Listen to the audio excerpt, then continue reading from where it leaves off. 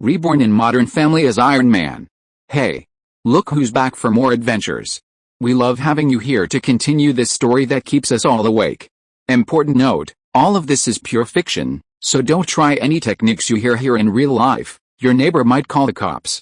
This amazing novel and all its rights belong to the original author. We're just the ones giving it voice and drama.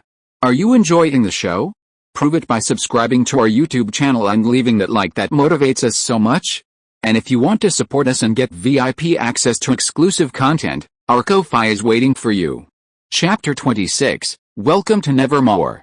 We followed the directions and arrived at the principal's office, where Dad knocked on the doors and opened it, revealing the principal's office with the principal herself sitting on the desk with her white as snow hair. You must be the Dunphys. Welcome. Please sit. The principal Larissa Weems gestured at seats in front of her politely. We went ahead and sat down on the 3 chairs in front of the principal. Now, normally we don't allow normal people into this school, but there has been an exception for you. Mom raised her hands and interrupted. What do you mean you do not allow normal people? The principal kept her smile and looked at me. I didn't give out any reactions to what Mom had just said, so the principal looked at Dad to see his confused face. It seems your son has not really mentioned what type of school this is. Is this school meant for people who have mental problems? Mom took the lead in asking. Haha, I can see how you may have misunderstood, but no, this school is not for people who are mentally challenged. This school is for society's outcasts. So, I was sure she was gonna get offended by Mom's question, but now it seems that she is more patient than I thought. Mom and Dad looked at each other and their faces seemed to have decided that they would not send me here already, so I stepped in. Mom, Dad, I had said that this place is way more interesting than a normal school. Remember, I hope that Mrs. Weems can clarify what she meant by society's outcast, saying that it puts a bad image on the students here, don't you think, and it can cause misunderstandings. Yes, you are right. I would like to clarify the students going here don't have a criminal history or any such thing. Rather, they are children of wealthy families or people who are coming from a different line of human evolution. Sigh.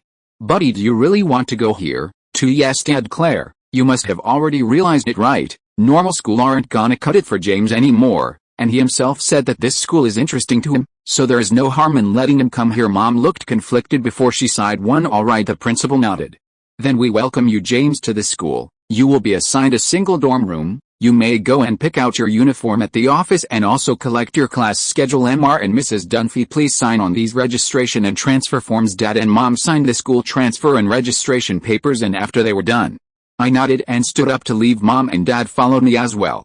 I wonder why she didn't mention anything about the requirement from Wednesday. We walked over to the gates and exited it. Mom, Dad. Thank you. Don't stress about it, buddy. Be sure to call every day. Not a problem, Dad. Be careful, honey. This school just seems to be in a very creepy place, and the principal said something about different human evolution. I don't know about that, but I trust you, James. Be extra careful here. If something goes wrong, just call us. We will be there for you. Dad held Mom's side trying to comfort her, and then they walked towards the car, unpacked my luggage from the trunk, and hugged me one last time before they got in the car and then started driving off. When they had disappeared from my vision, I walked back into the school to collect my dress. Right now there were not too many people around, so it was easy to navigate towards the office and collect my blue and black striped uniform, and headed over to my dorm room to change. 7. As I walked through the halls, there was no student around, probably due to the classes happening at this time. I arrived in front of the door with my dorm number on it, so I opened it with the keys given to me and entered it. The room was spacious. It was similar to Xavier and Rowan's room showed in the show, but mine had a single bed, so I had this entire room to myself too. I unpacked my luggage, fixed up my room, and then changed into my clothes, and spent some time looking over the development of Mark V. It was coming along well. The main core was being built right now. Tony had designed this armor to adjust the arc reactor that was located inside his body, but since I don't have it in me, I tweaked the armor so it can adjust the arc reactor as in plug-in battery to power the armor. 17. I looked over the development a bit more and then headed outside towards the main area where there were a lot of students around now. It seems that classes are over, James. I heard my name, so I turned around to find Wednesday, and besides there was the werewolf Enid for so it must be the first episode scene where Enid was introducing Wednesday. Hello, Wednesday. Enid didn't allow Wednesday to say anything and excitedly spoke to me. Wait, are you the normie that was allowed into this school? Well, I don't like being called a normie, but you would be correct in your assumption too. Great. Well, since you both are new students, I'll give you the rundown on the social scene here in this school. There are many flavors of outcasts here, but the 4 main groups are Enid proceeded to introduce the four main groups Nevermore as me and Wednesday silently followed besides her listening to what she was saying. I had already known all of this but I still listened anyways as a courtesy I guess. She proceeded to introduce Bianca and Xavier like she had done in the show 4. These two had broken up at the start of this semester. Reasons uncount. Fascinating. Wednesday said that in her usual flat voice and Enid got excited. I know, right? My blog is like the #1 source for Nevermore gossip. I had thought of something and was about to say it when the Gorgon whose name I had forgotten appeared. Yo Enid, you're not gonna believe what I heard about your roommate. 9. Chapter 27, The Plan. She eats human flesh. I heard she chowed down on that kid she murdered. 1. He kept on talking and I basically lost interest in this conversation as he was speaking to Enid, so I turned to Wednesday. How are you gonna start looking for your clues? Wednesday turned towards me and answered. I am first going to get settled in for the week. The first thing after that is to find the case file that should be stored in the deputy's office in Jericho Town, most likely too. That sounds like a plan. And how do I come into play in your plan? Wednesday looked confused. What do you mean, Wednesday? You have just told me your plan. Doing this puts the plan at risk of sabotage. And even though I would like to believe you trust me, I would not be so foolish to assume you do. So the only logical explanation to you explaining your plan is that you need me to play a part in it. Fair enough, you seem to have caught on, so I will cut to the chase. I need a distractee, guys. I got a bit startled and looked at Enid. What? This is Ix. This is my roommate Wednesday and this is James the normie. For Enid, I don't like the normie title. Come on James, it's easier for people to recognize you this way. Normie. I'll show them what a normie can do. 10. Whoa, you look like you are a black and white movie. What's going on with her? Enid. Ugh, guys, ignore him. After that we walked around a bit more and it seems like it was time for Wednesday to say goodbye to her parents. We walked over to the main gates and I stopped at the gates and Wednesday went ahead and said goodbye to her family. I could hear a bit of what they were talking about, and it had no part about how Wednesday expressed how she wanted to escape and her mother underestimates her like in the TV show. Rather, it was quite a tame goodbye with little hostile feelings. It seems that the scene where Wednesday's mother sent the boys away was happening now. You are a brilliant girl, Wednesday, but sometimes you get in your own way. I'm sure you'll grow to love Nevermore, and find it as life-changing as I did. Oh, I got you a little something. WMR initials. It's made of obsidian, which Aztec priests use to conjure visions. It's a symbol of our connection. Wednesday's mother noticed me at the door and nodded towards me and turned her hands towards Lurch. Lurch, the crystal ball, please. We can't talk to you for the first week while you're settling in, so we'll call you next week. Oh, and would you be a dear and let us know if you and James have made progress in your relationship? Wednesday seemed agitated when she heard her mother say the last part. Mother, I don't have the slightest clue as to what you are talking about. We are business associates too, sure. I believe you, her mother said in a sarcastic tone, and handed Wednesday the bag containing the crystal ball. Wednesday accepted the bag, and they both stared silently at each other when Wednesday's mother broke their eye contact and looked at me. James, I hope you will keep Wednesday safe. I don't need him to keep me safe. Wednesday's mother didn't say anything but just kept staring at me, so I smiled as warmly as I could and nodded. Wednesday's mother seemed to be satisfied with this, so she headed into the car without looking back. When Wednesday walked up to me and stopped beside me, she just stared into my eyes for a good minute or two where none of us blinked. After a good minute or two she broke the eye contact and resumed walking to, I assume, her dorm.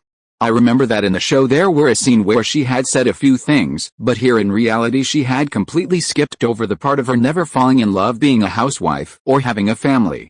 At this thought I couldn't help but let loose a smile on my face as I thought about it. No one else would have realized the difference in Wednesday's attitude on this topic if they hadn't already known what was gonna happen. She had completely skipped out this part out, and I assume it's due to my existence in her life. The time soon began passing as I studied the knowledge compiled by JARVIS. As usual, I had gotten too engrossed into studying with full concentration that I had forgotten to go get lunch and dinner. Tonight seemed to be a full moon night, so there were people wolfing out, and their howls really was a big distraction to my studying, which annoyed me endlessly. I closed my book and headed out, but as I was exiting the males' dorms, I was stopped by a teacher. Welcome to the dorm, James. I am the dorm father. I don't really know you much right now, so when we get to know each other better I shall give you a fitting welcoming gift. He has a similar attitude to Enid. Thank you, sir. I appreciate that. He seems good-natured. There are some rules you will unfortunately have to follow. No going out past 10 p.m. and no girls. 3. Although a little too talkative one, he continued mentioning about the rules, and when he was done I didn't even feel like eating anymore, so I went back to my dorm, drank a glass of water and then checked up on the progress of Mark 5. The progress was going great and by the Harvest Festival it should be completed. Jarvis, for now keep the car hidden in the warehouse. I know I am gonna need the car, but it's best if it stays there, and it can be easily used to bring the prepared Mark 5 suitcase. I went over to the bed, drank some nice cold yet not ice-cold water and jumped into bed, and soon drifted off to the promised Neverland. 8.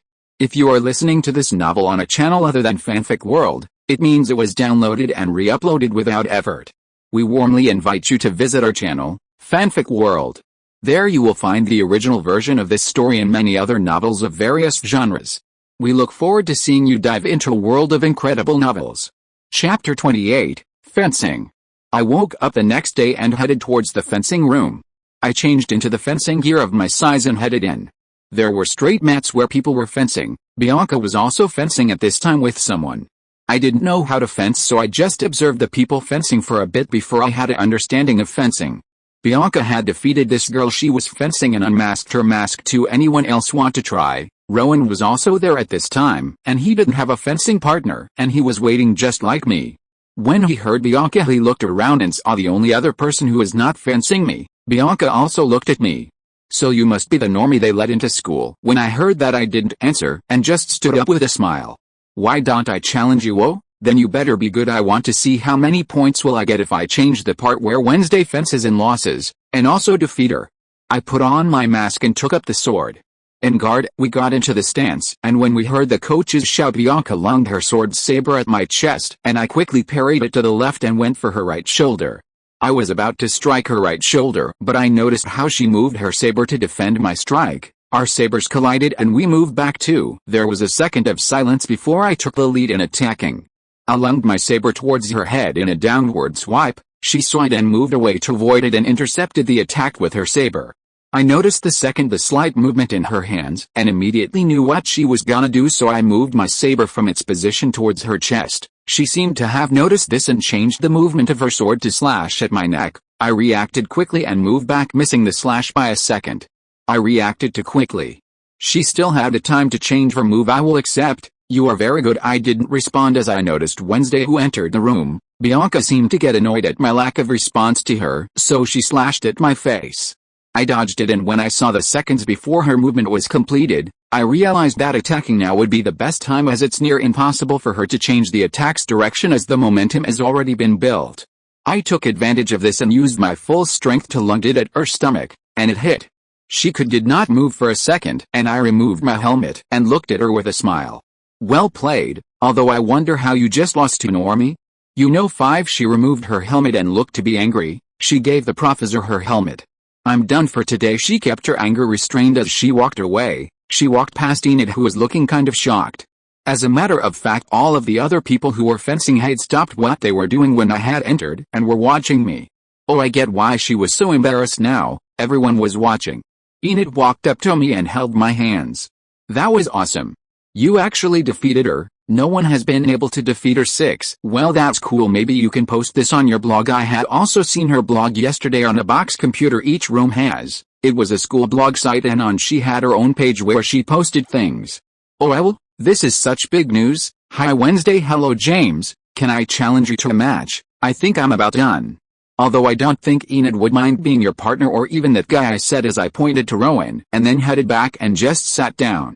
System, why I haven't I got anything for changing the plot where Wednesday gets defeated and the previous episode plots. Each episode has a subplot. Each of these subplots, like this fencing scene or the beginning school scene, or the therapy scene that Tao have changed, will provide the appropriate points. Okay, and how many total points will I get by changing one episode? This is diversified between the TV show's length. Wednesday has few episodes, so the points gained in changing the full episode will be 10,000. However, changing a Modern Family episode will provide you with 200 points due to the huge length of Modern Family. 6. Okay, 200 points is less, but the explanation is reasonable, so I can't quite argue with this here. 1. Okay, so system, how does this subplot situation work? This will depend on the amount of subplots in one episode. If there is 5 subplots in one episode of Wednesday, the points distributed for changing one subplot would be equivalent to 10,000 points divided by 5. Okay, so in this episode 1 have changed, the school scene, the fencing scene and the therapy session scene, and by extension her leaving the school as well. One, I would not consider the scene about her goodbye. In it, although she didn't say what she was meant to say, the plot of the scene was the same. Also, I am wondering whether she still has to go to therapy. Wednesday seemed to have won her duel with Enid by now, so I took this opportunity to ask her. Wednesday, do you need to go to therapy? 1. She five-ooned and looked at me for a second before she replied. 1. I don't seek Ben need to answer that. Fine, I'll have a duel with you if you tell me I do need to go to the therapy session. 1. Okay, so it's probably related to the previous school she had been kicked out of. So I have not changed the therapy scene, which will lead her to meeting Tyler. Now, however, Wednesday does not want to escape, so in extension, I have solved the subplot for the Tyler and escape scene in the Harvest Festival. I stood up and got ready to fence Wednesday. En garde. Chapter 29, The Gargoyle Statue. En garde. Wednesday slightly moved her saber towards me, as a start to which I responded by gently hitting it away. Come on, Wednesday. She moved forward and lunged her saber at my chest. I swiped my saber quicker than her, forcing her to dodge my slash. She bent downwards and tried to continue the lunge, but I had already moved behind and was gonna slash her back when she instinctively reacted and hit my saber. I pulled my saber back and went for another slash, which she blocked again. I noticed how doing the same motion again will not result in anything, so I did what I had done to Bianca. I went to strike her right shoulder. She brought her saber sideways, and when she was almost through with completing that motion, I slightly changed the trajectory of the saber, lunging the saber into her left top part of her chest. I win. Wednesday. She seemed frozen for a second before she retracted her saber. Again, no, I think I'm done. She unmasked herself and seemed to want to say something, but I unmasked myself and began walking away when I heard her shout. I want to challenge you again. Military rules. First, a draw blood wins. She said that in a hurried tone, and I turned my head sideways and looked at her with a smile. It's cute, too, and then I walked away. I really did find this situation and the way Wednesday was reacting was really cute. After all, she always looks the same, so it's nice to see her have more emotions on her face. 1. I exited the fencing class hall and just walked around for a bit. Rowan should not attempt to kill her now, due to her never having to exit the infirmary hall, as this entire subplot was ruined by me. But I will stick around near Wednesday to see if something bad will happen to her. Even now, Wednesday angry. I feel angry yet conflicted. No, is it frustration? Yes, I feel frustrated. I have trained myself for the longest time, yet here, I was defeated by James. I have met his parents and they didn't seem like the type to train him, so how could he defeat me? I have to find out how. 5. I headed outside the class to look for him. As I headed out, I heard the professor call on someone. Rowan, it's your turn. Enid will be your opponent. When I heard that, I wanted to stay back and assess how strong my roommate is, but right now I had higher priorities. I had to find out how it was possible for James to defeat me. I am not an amateur, so it was not too difficult to notice how he had little to no difficulty in defeating me. I changed my clothes quickly and headed out to look for him. I looked around in a small radius around the hall, but he was not there, so I looked for him around the building, but he was nowhere to be seen, so I exited the building. I had already spent a good 5 to 10 minutes looking around the building and he was not there, so the best place to look would be the quad. I headed outside and walked towards the entrance of another building that I had to pass through to get to the quad. But as I was gonna exit the current building, I noticed that it was gonna rain, so I opened my umbrella and headed out. As I was getting closer to the door to the other building, I heard something move thanks to my enhanced hearing, so I looked in that direction. I saw a gargoyle statue moving by itself. 1. I didn't move and stayed there to watch with curiosity about what was gonna happen next. It continued moving and wiggling over and soon fell off the edge right down towards me. I saw this statue approaching fast and things seemed to have slowed down. I felt a familiar sensation, yes, the familiar feeling of death approaching. In slow motion, I watched as the gargoyle statue get closer and closer towards me, and I was ready to accept such an interesting death, but I remembered a certain close-to-death event I had. I remembered how he stood in front of me and willingly pushed me back and took a life-ending injury to himself, even though I was the one it was aimed at. I had escaped death to such a scary monster, so can I accept death by a mere statue? That is not interesting at all. I saw it get closer and closer towards me, and I used my will and power of my body to dodge this gargoyle statue. I jumped backwards and fell down. Everything seemed to have returned to normal time in my vision. The statue fell in the position I previously was on and smashed into piece. I looked at the broken statue pieces and stood up, picked the umbrella up and continued walking. I can't accept such a simple death. I have no reason to just accept death anyways. As for that day when he put his life on the line to protect mine, no matter how foolish that decision may seem, and no matter the fact that he probably did that expecting something in return, so I should have no feeling towards his action yet. I can't help have some type of feeling even if I know his motive. So, why didn't you accept death? I suddenly heard a voice, so I looked around and saw James standing there relaxed one. He seemed to have seen what had just taken place. And now I feel angry at him for just watching. Didn't he previously put his life on the line to save mine? How is he so relaxed when he just saw me almost get crushed by that statue? Wait, why is it that I even care so much? Oh, is this? I wanted to see whether you would choose to live or die. I have seen how physically fit you were in fencing today, so it was obvious you could very well dodge it. Oh, I see. It was a test to see what kind of person I am. It seems he got me. I for some reason cared enough to survive. No, I know exactly why I chose to live. It was because of him. This being a not so interesting death was just an excuse, as it turns out, for James Pov. Holy shit. 5. Chapter 30, Monster Going Dark. James Pov. Holy shit. I did not expect this to happen. I had found Wednesday looking around probably for me. She must have been angry probably because I turned her down like that or something, so I didn't show myself and followed her for like a minute, and it started raining. The scene where the gargoyle started to fall to kill Wednesday started taking place. I thought that this would be impossible, as now the circumstances have changed, but still it happened. Wednesday walked outside, and noticed the moving gargoyle statue. She had stopped under it just like in the show. At this point I looked around and saw that there was Xavier in sight, but he didn't seem to want to move as he had seen me, so I pulled out my pistol ready to blow it up with bullets. 11. He started panicking when he saw me pull out the gun and ran away. I saw how Wednesday was not moving and just staring at the falling statue. I just ignored him and was gonna start spraying when I saw Wednesday move, and she jumped backwards, avoiding her death. 1. I put the black lock into a sleek holster for the gun attached underneath my school coat. I have a suppressor with me as well attached to the holster in case I need to do some quiet hunting, but I didn't have the time to attach it to the gun right then. 5. She started walking away, so I decided to stop hiding and come out and ask her a question on my mind. Why did you avoid death? She just stared at me for a while. I didn't know what she was thinking, so I used my words safely and decided to first explain why I was here, cause she must have realized that I was here, yet I didn't help her. I wanted to see whether you would choose to live or die. I have seen how physically fit you were in fencing today, so it was obvious you could very well dodge it. She was quiet and just stared at me unblinkingly. Why did I avoid death? It's because dying to a statue is an embarrassment, and I also do not care about why you didn't help. 1. She started walking away after saying that, heading back into the building, although to me it seemed like she trying to get away from me, which was odd. Did I screw by not helping? Is she actually angry because I didn't help? 1. Hey Wednesday. Don't you wanna know who tried to murder you today? I shouted as she was walking away. She stopped when she heard me but resumed walking. The snake will eventually rear its ugly head. She turned her head sideways facing me and then stopped walking. And when it does, I will be there to cut it off. And then she started walking away. The rest of the day proceeded smoothly. I was in some of Wednesday's classes, but she didn't seem to want to talk to me. It's really difficult to tell what goes on in her head.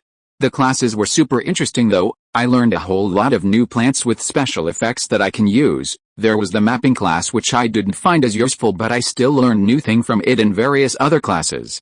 The day went by quite smoothly, and soon it was evening and time to return to the dorms. I made my way back to my dorms but saw Xavier following me sneakily. I stopped and turned around with a smile. Hello Xavier, is your dorm room closed? He was trying to hide the fact that he was following me, but I knew where his dorm was, so it was impossible for him to be here as his dorm is on a different part of the building. He looked startled when he heard me speak. Yay, yes, I'm headed towards my dorm. See you around, he said that hurriedly, and started walking away past me, and I simply ignored him. I headed into my dorm, locked it, took a refreshing bath, and got to studying science. I believe that by the end of the week I should have completed level 1. I mean, sure, it's long, but it's also easy to understand all of it, so it won't take much time. I found a lot of things interesting, and soon got engrossed into studying, and forgot the passing of time.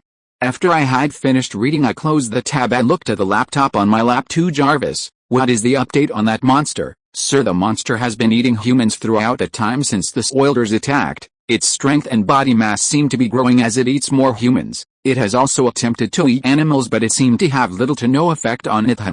And what has the government done, sir? They have not given up in their resolution to capture this monster. Larger amounts of spoilers have been dispatched to capture this thing with better weaponry, but they have failed and were massacred. One damn. I feel bad for the spoilers family, no dead body to bury or more, and I couldn't imagine what they must be going through.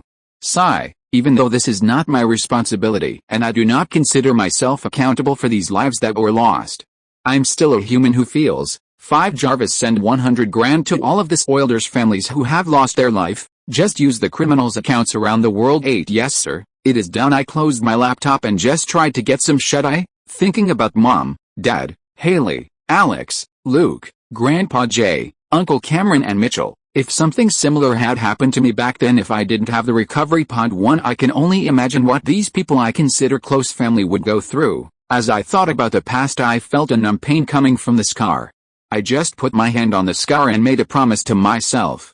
I'm gonna find out what you are, then I will kill you. 8 Wednesdays Pov. I have begun to understand what I am feeling now.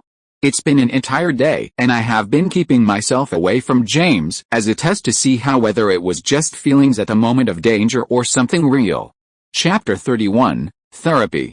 Wednesdays Pov. I have begun to understand what I am feeling now. It's now been a day since I started understanding it. I don't like it. I have always found the idea of turning into my mother quite frankly disgusting. Yet here I am having similar feelings for him. 6 I have to go to some therapy tomorrow. Maybe then I can use this opportunity to sort this out, these feelings, and maybe and control them. 1 James Pov. Today is the day Wednesday is supposed to go to the therapist in Jericho Town. I noticed how in the classes I had with Wednesday, she wasn't there, so I assumed she had gone to Jericho Town. Wednesdays Pov. I read the notes from your school counselor, Mrs. Bronstein. She had a nervous breakdown after our last session and had to take a 6-month sabbatical. Go ahead and take a seat. I walked over and sat on the white couch opposite of the therapist. How did you feel about that? Vindicated. But someone who crochets for a hobby isn't a worthy adversary. Adversary? I hope we can forge a relationship based on trust and mutual respect. I scoffed at the idea when I heard it. This is a safe space, Wednesday. A sanctuary where we can discuss anything. What you're thinking, feeling, your views on the world, personal philosophy. That's easy. I think that this is a waste of time. I see the world as a place that must be endured, and my personal philosophy is kill or be killed. 1 Wednesday therapy is a valuable tool to help you understand yourself. It can teach you new ways to deal with your emotions. Maybe it's a good time to understand these emotions I have begun feeling. Okay then, let's talk about emotion. That's a great place to start. Can you try describing your emotion? I want to find a way to control the emotion of affection towards a person. It took her a few seconds to process what I had said, and then she quickly calmed herself down and adjusted her glasses. Okay. Wednesday, feelings are not something people can just control too, so this is just a waste of time. I should just leave. Alright, then there is no need for this therapy class then. We are done. I stood up dissatisfied and decided to head out. Wednesday, why don't you try to describe these feelings better? Maybe then you would have a better understanding of it and also affect it in a direction you are comfortable with. I looked over to her straight in her eyes and considered for a second before I decided to sit back down and give it a try. These feelings are not something I am repulsed by or want to get rid of. It's just odd and I want to be more comfortable with it and also avoid becoming like mother. I was faced with a life or death decision yesterday. I would have chosen to just die, but due to my feelings to this person I chose to instead live. Oh my god, did you just say you almost died? Ugh, I thought you were a professional, so act like it, I sternly told as I was getting annoyed. When she heard what I said, she calmed herself down and adjusted her glasses again. I will mention this to your principal later, but for now it seems that this person made you chose to continue living life. Why? It seems unlikely for people to affect you like that. I looked over at her for a few minutes, quietly considering the effects it would have if I told her, and came to the conclusion that a therapist would not be able to affect my life by much, as she would have almost no actual details. We were in an incident which I believe was the starting point to these feelings. In the beginning I had not noticed the slight changes in my actions, but due to this attempted murder attempt it's very clear to see the feeling and how it's affected me. Wednesday, it seems that you want to always be in control of everything. She is trying to change the topic as she does not have enough info to go deeper. I didn't say anything as I personally knew myself better than any therapist, and she was right. I would rather have everything under my control than be under control of someone else's chessboard. 6. I do not enjoy the idea of being controlled or rather influenced. Wednesday, you should understand that it is not a third party influencing you here. It's your own feelings that have blossomed due to your incident with this person. How gross of a word, blossomed, Doug. You don't have to feel like a slave to your own feelings. They are, after all, your feelings. 3. She has provided some usefully info but not much. I wanted to continue speaking, but I now realize that talking to this therapist will not do me any more benefits. Emotions are a secondary part of my body. I refuse to let emotions take a part in my logical thinking, as that is the most important thing to me. Doctor, I think we have nothing more to talk about anymore. Wednesday, you can't just shut off your feelings and emotions. They are just gonna bubble up and hit you very hard. I looked at the woman and didn't continue talking as it would be pointless. Her thinking process is very different from mine's. I prefer everything logical and under control. However, this woman seems to be the opposite. I just kept quiet, and we both stared at each other until the clock on the wall started ringing. I guess this is time for today. Wednesday, today was a good session. It would help if you didn't just shut off your emotion, rather tried to use them to push yourself. I was getting up and was leaving when I heard her say this. I froze and thought of something. She is right, I can use emotions. Finally something useful. I opened the door without responding and exited the room and headed downstairs to see the car with the principal, I had arrived in. I entered the car and she stared at me. I am surprised you did not attempt to escape drive. I didn't say much as I had other things I was thinking about. My feelings towards James is something it seems I can't change much, but the doctor had mentioned that this emotion is a part of me. I can't allow it to affect me like it had done previously, even though it was me. The car started driving, and we soon reached the forest road, where we passed over by a car crash. I hope he is okay. I didn't have much of a feeling as I saw the crash, which seemed to have a guaranteed death of the driver. He is dead. I didn't know any details, so I just ignored it. The car I was in just drove past the accident scene, and I forgot about it as it was an unimportant detail. James Pov. Jarvis, what is the status of the monster? Sir, it seems to have gone into the big dense forest where tracking it is no longer possible with my abilities. I took a deep breath and went quiet for a minute. I wonder what it is up to. 6. Chapter 32, Mark 5. Okay, after its completion, get here in an hour. I want to fly. Oh, and also bring thing over 3. Okay, sir. And any updates on the monster? No, sir, I have surveillance all around the forest. If it comes out, I will be able to be the first to know. I'm okay, let me know when it's out. Yes, sir. I went back to studying after saying that, and soon 4 hours had now passed. Sir, the car has arrived at the school. Perfect. I have also just finished the level 1 folder for science. Perfect timing. I switched off my laptop and excitedly headed outside. I exited the dorm house and saw that although the halls weren't crowded, it was still bustling with students preparing to go to the Harvest Festival too. I was gonna head to the main entrance, but then I caught sight of Wednesday. I guess it's a good time as ever to give thing to her. One Wednesday, she turned over to look where the sound had come from and saw me, and then she walked over to me. What? I brought thing. I won't give it to you as it belongs to your family. She seemed to be thinking for a second before she nodded her head agreeing. I started walking towards the main entrance and Wednesday followed besides me. We avoided some security guards who were there making sure none of us left, which was easy, and arrived outside the school where my car was parked. Man, did I miss this car. I walked towards the back seat doors, which opened automatically, revealing hand inside the cage it was put in. You seem to have taken good care of it. Thing started moving its hands, doing hand signs. Do you know what it's saying? I asked, looking back at Wednesday. It's begging me to save it. 6. I simply chuckled and took out the cage thing was in and handed it to Wednesday. Well, he's yours to deal with now. Honestly, I didn't even treat him that bad. Thing started doing hand signs, and I looked towards Wednesday for some answers. He says that it was going crazy in the darkness, and the noises were scary for, yeah, well, it should have made a lot of noise. I mean, making the armor could not have been a silent process. Well, see you at the Harvest Festival. She simply nodded and left with thing in its cage. I looked at the front and back seats, and saw that what I was looking for was not there, so I opened the trunk, and there it was. A red and silver metallic suitcase, with the arc reactor on the top of it. 15. I smiled excitedly, and shut the trunk and walked towards the car's front door, and entered the car excited to try out the armor. I heard the familiar sound of the car and everything light up with the same beauty as the first time I had seen this car. I changed the gears and drove out of the school area and reached the forest road, where I stopped the car and exited out of the car. I opened the trunk and walked over to the middle of road for more space and put down the suitcase.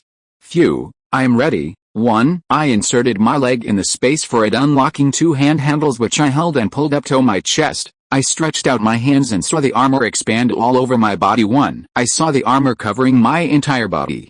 I felt the armor pieces creeping up to my neck. It was uncomfortable. It was slightly cold as the metal touched my neck and creeped up to my face. 1. My face got covered with the face armor. I looked around and it was dark, but I could see through the eye holes. Then I heard Jarvis's voice. Sir, please say activate 6. It was weird hearing Jarvis's voice. The surroundings was now very silent, so hearing Jarvis's voice was a weird feeling and hard to describe. 1. Activate. Chapter 33, Flying. My eye holes lit up and data started appearing in the holographic form. I looked over the different monitors on the screen and I saw heartbeat monitors, pulse monitors, output adjusters, etc. 1. I moved my hand up to my face and moved my fingers inside it. I felt almost no resistance. It was easy to move my finger and hands, even the legs were easy to move. Jarvis, activate thrust for flight. I felt my feet warm up slightly and my body slightly lifted off the ground. I am floating. 2. I couldn't contain my excitement and shouted. Jarvis, full speed thrusters. 1. I felt my body shoot upwards, but my body's balance was a bit off, so I started curving down to the floor. I saw the fast approaching floor and quickly moved my hands towards the ground and shouted at the top of my lungs. Jarvis, activate hand thrusters activated. I felt the same warm sensations on my hand indicating its activation and balanced myself in the air and floated above the ground and started trying to find good balance. Once I had found my balance, I adjusted my hands and thrust power for a bit before I found a stable position. I looked up at the night sky with excitement and shot upwards, soaring through the sky like a bird. I reached above the clouds and looked down at the clouds below my feet. Jarvis, unfold my mask. Sir, the air pressure at this height is very thin. It's recommended to not unmask yourself. Jarvis, let me feel the winds this high. The mask unraveled, leaving my face exposed. I looked around at the entire sky and the clouds below me, completely covering my view of the ground too. It was breathtaking. It was nothing like I had dreamed of experiencing in my previous life. The view was just so pure and natural up here. It was so peaceful. 3. I took a deep breath of air and started flying around at an enjoyable pace where my body could handle the air pressure. After fully enjoying around here, I went back to the place I had first arrived and gave Jarvis a command. Jarvis seemed reluctant to do it, but he didn't have a choice but to follow, as it didn't risk my life and safety. My mask came back up and I flew to maximum height I could go. I reached a height where my armor started forming ice around its body, and suddenly all the thrusters on my armor suddenly stopped. 6. For a second I truly felt as if I was as light as a feather, but then gravity took over and I started falling back down to earth with my back facing the ground too. My body started accelerating faster as I kept falling. Jarvis, remove the helmet. The helmet receded back down, leaving my exposed head falling through the sky. My hair was going crazy with the wind hitting it, but this moment where I was just falling through the night just seemed to perfect, and I was so full of excitement. 3. I could feel the cold air blowing through face, leaving a refreshed feeling as I fell down. My body shot downwards through the clouds, which was a weird feeling in itself, as I think I would be the first person to actually feel a cloud. It felt like nothing. No, rather the atmosphere felt more dense. I fell through the clouds, leaving an opening in the clouds formation, and my thrusters came back online and started increasing steadily, breaking my fall. As I was getting closer and closer to the ground, the thrusters were firing at full force and I had stabilized once again and soon reached the ground too. I unmasked myself and took a deep breath. My body at that moment of falling was pumping adrenaline like crazy. It felt so awesome. Now let's have some fun with the other functions of the armor. I raised my hands and pointed my open palm towards a thick tree in the forest, a bit deeper, and then activated my hand laser. A white beam shot out and hit the tree at a blink of eye. Mark V was never meant to be this strong, but I had made specific changes that, although made the armor suitcase bulkier, it made it much stronger. The laser died down, and what was left was a hole about the size of the half as wide as the thick tree. A big gaping hole. 4. This is for any unexpected monster that may feel like surprise attacking me. I looked at the time and saw that it was almost time for the students to leave for the Harvest Festival, so I unarmored myself. I pushed the arc reactor and it got pushed back in, and the armor around my body started decompressing. My armor collapsed the same way it had been equipped. It was just in a reverse motion and the armor was back to being a suitcase too. I put the suitcase in the back seat and started walking towards the front door. It's time for the Harvest Festival. 10. I started up the car, drove it over to the school, where the students seemed to be boarding the buses, seemed leaving to go to Jericho Town. I parked the car in a sort of discreet location and headed toward the bus. I entered one of the buses and sat in a corner location where it seemed like I was gonna get least likely bothered. In this bus there were just males and no females, so Wednesday had to take another bus. I found my seat and the rest of the bus ride was smooth but also very noisy. Damn werewolves. Chapter 34, Harvest Attack. We soon arrived at the Harvest Festival in Jericho Town and got off the bus when Jarvis suddenly informed me. Sir, the monster that I had been keeping track of seemed to have appeared in the wild and is rushing in one straight direction. Okay, where? Is it possible for you to analyze its path? On it, sir. I had already gotten off the bus and was walking around in a rather empty area now. Principal Weems was not really keeping an eye on Wednesday like she did in the show, probably due to Wednesday not escaping the therapy class. Jarvis is taking a tiny bit longer than its usual almost instantaneous responses. Sir, I have calculated its trajectory. Ah, there it is. It seems to be heading in your direction. Wait. What? Say that again. It seems to be heading in your direction. Haha, Jarvis, I'm sure it must be heading towards a building or something, maybe a city besides Jericho. I have never seen it track down someone before, so it should be impossible. Maybe that might be the case, but there is also a possibility that it can be heading towards you. You are right. What kind of person would I be if I don't have a backup for an in case I have the car which almost killed the monster before? It shouldn't be hard taking care of it, although I wonder what it did in that forest for, and since the monster has gotten stronger, which from my observation was not much even after eating those poor humans. So the Iron Man armor can easily defeat the monster too, Jarvis, if in the case it is heading towards me. How long would it take for it to reach me, sir? Approximately 1 hour. I simply shrugged at the high possibility of it not coming towards me, plus all that attack power I have got. Oh, can't forget about the gun. He's 7. It's highly enhanced gun compared to normal gun. I had added the enhancements in my free time, so they aren't something really crazy, just strong. 4. I walked around for a bit more and even got some delicious cotton candy which I was eating when I saw Wednesday running from 3 boys and then bumping into Rowan and her head flung up facing the sky. Why are the 3 boys chasing Wednesday? Didn't the scene where she destroys those 3 boys in the episode not take place, since I think she did not escape? She fell down since there was no Tyler to hold her from falling to the ground. She is having the vision. Watch where you are going. He was looking really nervous as he walked backwards and started heading into the woods. Wednesday looked at him considering something and then decided to run after Rowan. Rowan, come back. Rowan did not stop and continued heading into the dark woods, and Wednesday followed him. I followed Wednesday from behind, curious to see what will happen now. Wednesday chased Rowan on the bridge as the fireworks lit up the sky, and I pulled out my Glock and put on the suppressor, ready to shoot. I silently followed Wednesday as she ran behind Rowan, screaming at him to stop, and soon we crossed the bridge on top of the calm lake into a dark forest, where I saw Rowan keep running forward as he pulled out an inhaler and took a puff of it. Rowan, wait, what do you want? Why are you following me? I don't have time to explain, but you're in danger. Personally, I still don't fully understand why Wednesday was so eager to save Rowan, when earlier she saw the vision about the truck driver's death yet didn't bother with him, yet now. Rowan just silently stared at her and let out a chuckle. I think you've got it backwards. Rowan moved his arms forward and Wednesday's entire body flung up to the tree as he used his psychic abilities to hold her up there. You're the one who's in danger, he said, looking nervously at Wednesday's shocked face with a scoff. What are you doing? Wednesday asked with shock still on her face. She even looked a bit scared as she asked Rowan, who was speaking and acting weird. Saving everyone from you, he once again spoke with a grunt, looking as if he was struggling with what he was doing. I always found it weird how Rowan was acting at this scene. Maybe it's because he has to murder someone, maybe that should be why he is acting weird, but I could also be wrong here. I have to kill you. Wednesday had look of realization as well as shock written on her face. The gargoyle, that was you? Yeah, it's always the quiet ones. Rowan dug something out of his pockets and used his powers to unfold the paper as it floated up to Wednesday's face. Girl in the picture. That's you. Wednesday looked closer at the picture as it folded and flew back to Rowan. She looked towards Rowan dumbfounded. You want to kill me because of some picture? My mother drew that picture 25 years ago when she was a student at Nevermore. She was a powerful seer. Told me about it before she died. Wednesday was still trying to contain her shock at this and nicely asked Rowan to put her down. No.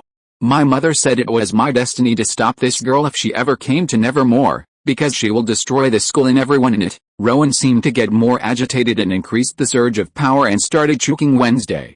Seeing this happen right in front of me to Wednesday, I was feeling real trigger happy, but I controlled myself, because I need to look at the bigger picture here. 3. Rowan is acting way too nervous for something he has been preparing for such a long time. There must be something else to this. Marilyn was really good with plants, and these plants have a supernatural effects. I can't be too sure of anything just yet, but she is definitely suspicious, and if Tyler in his beast form shows up her then. Wednesday looked at Rowan as she tried to break free from the tight hold of his powers, but her attempts were futile. She kept struggling, and it could be seen on her face, and I really wanted to end this, but I couldn't. 1. A roar resounded throughout the area, and a monster grabbed Rowan and flipped him upside down and smashed his back facing the floor into the ground.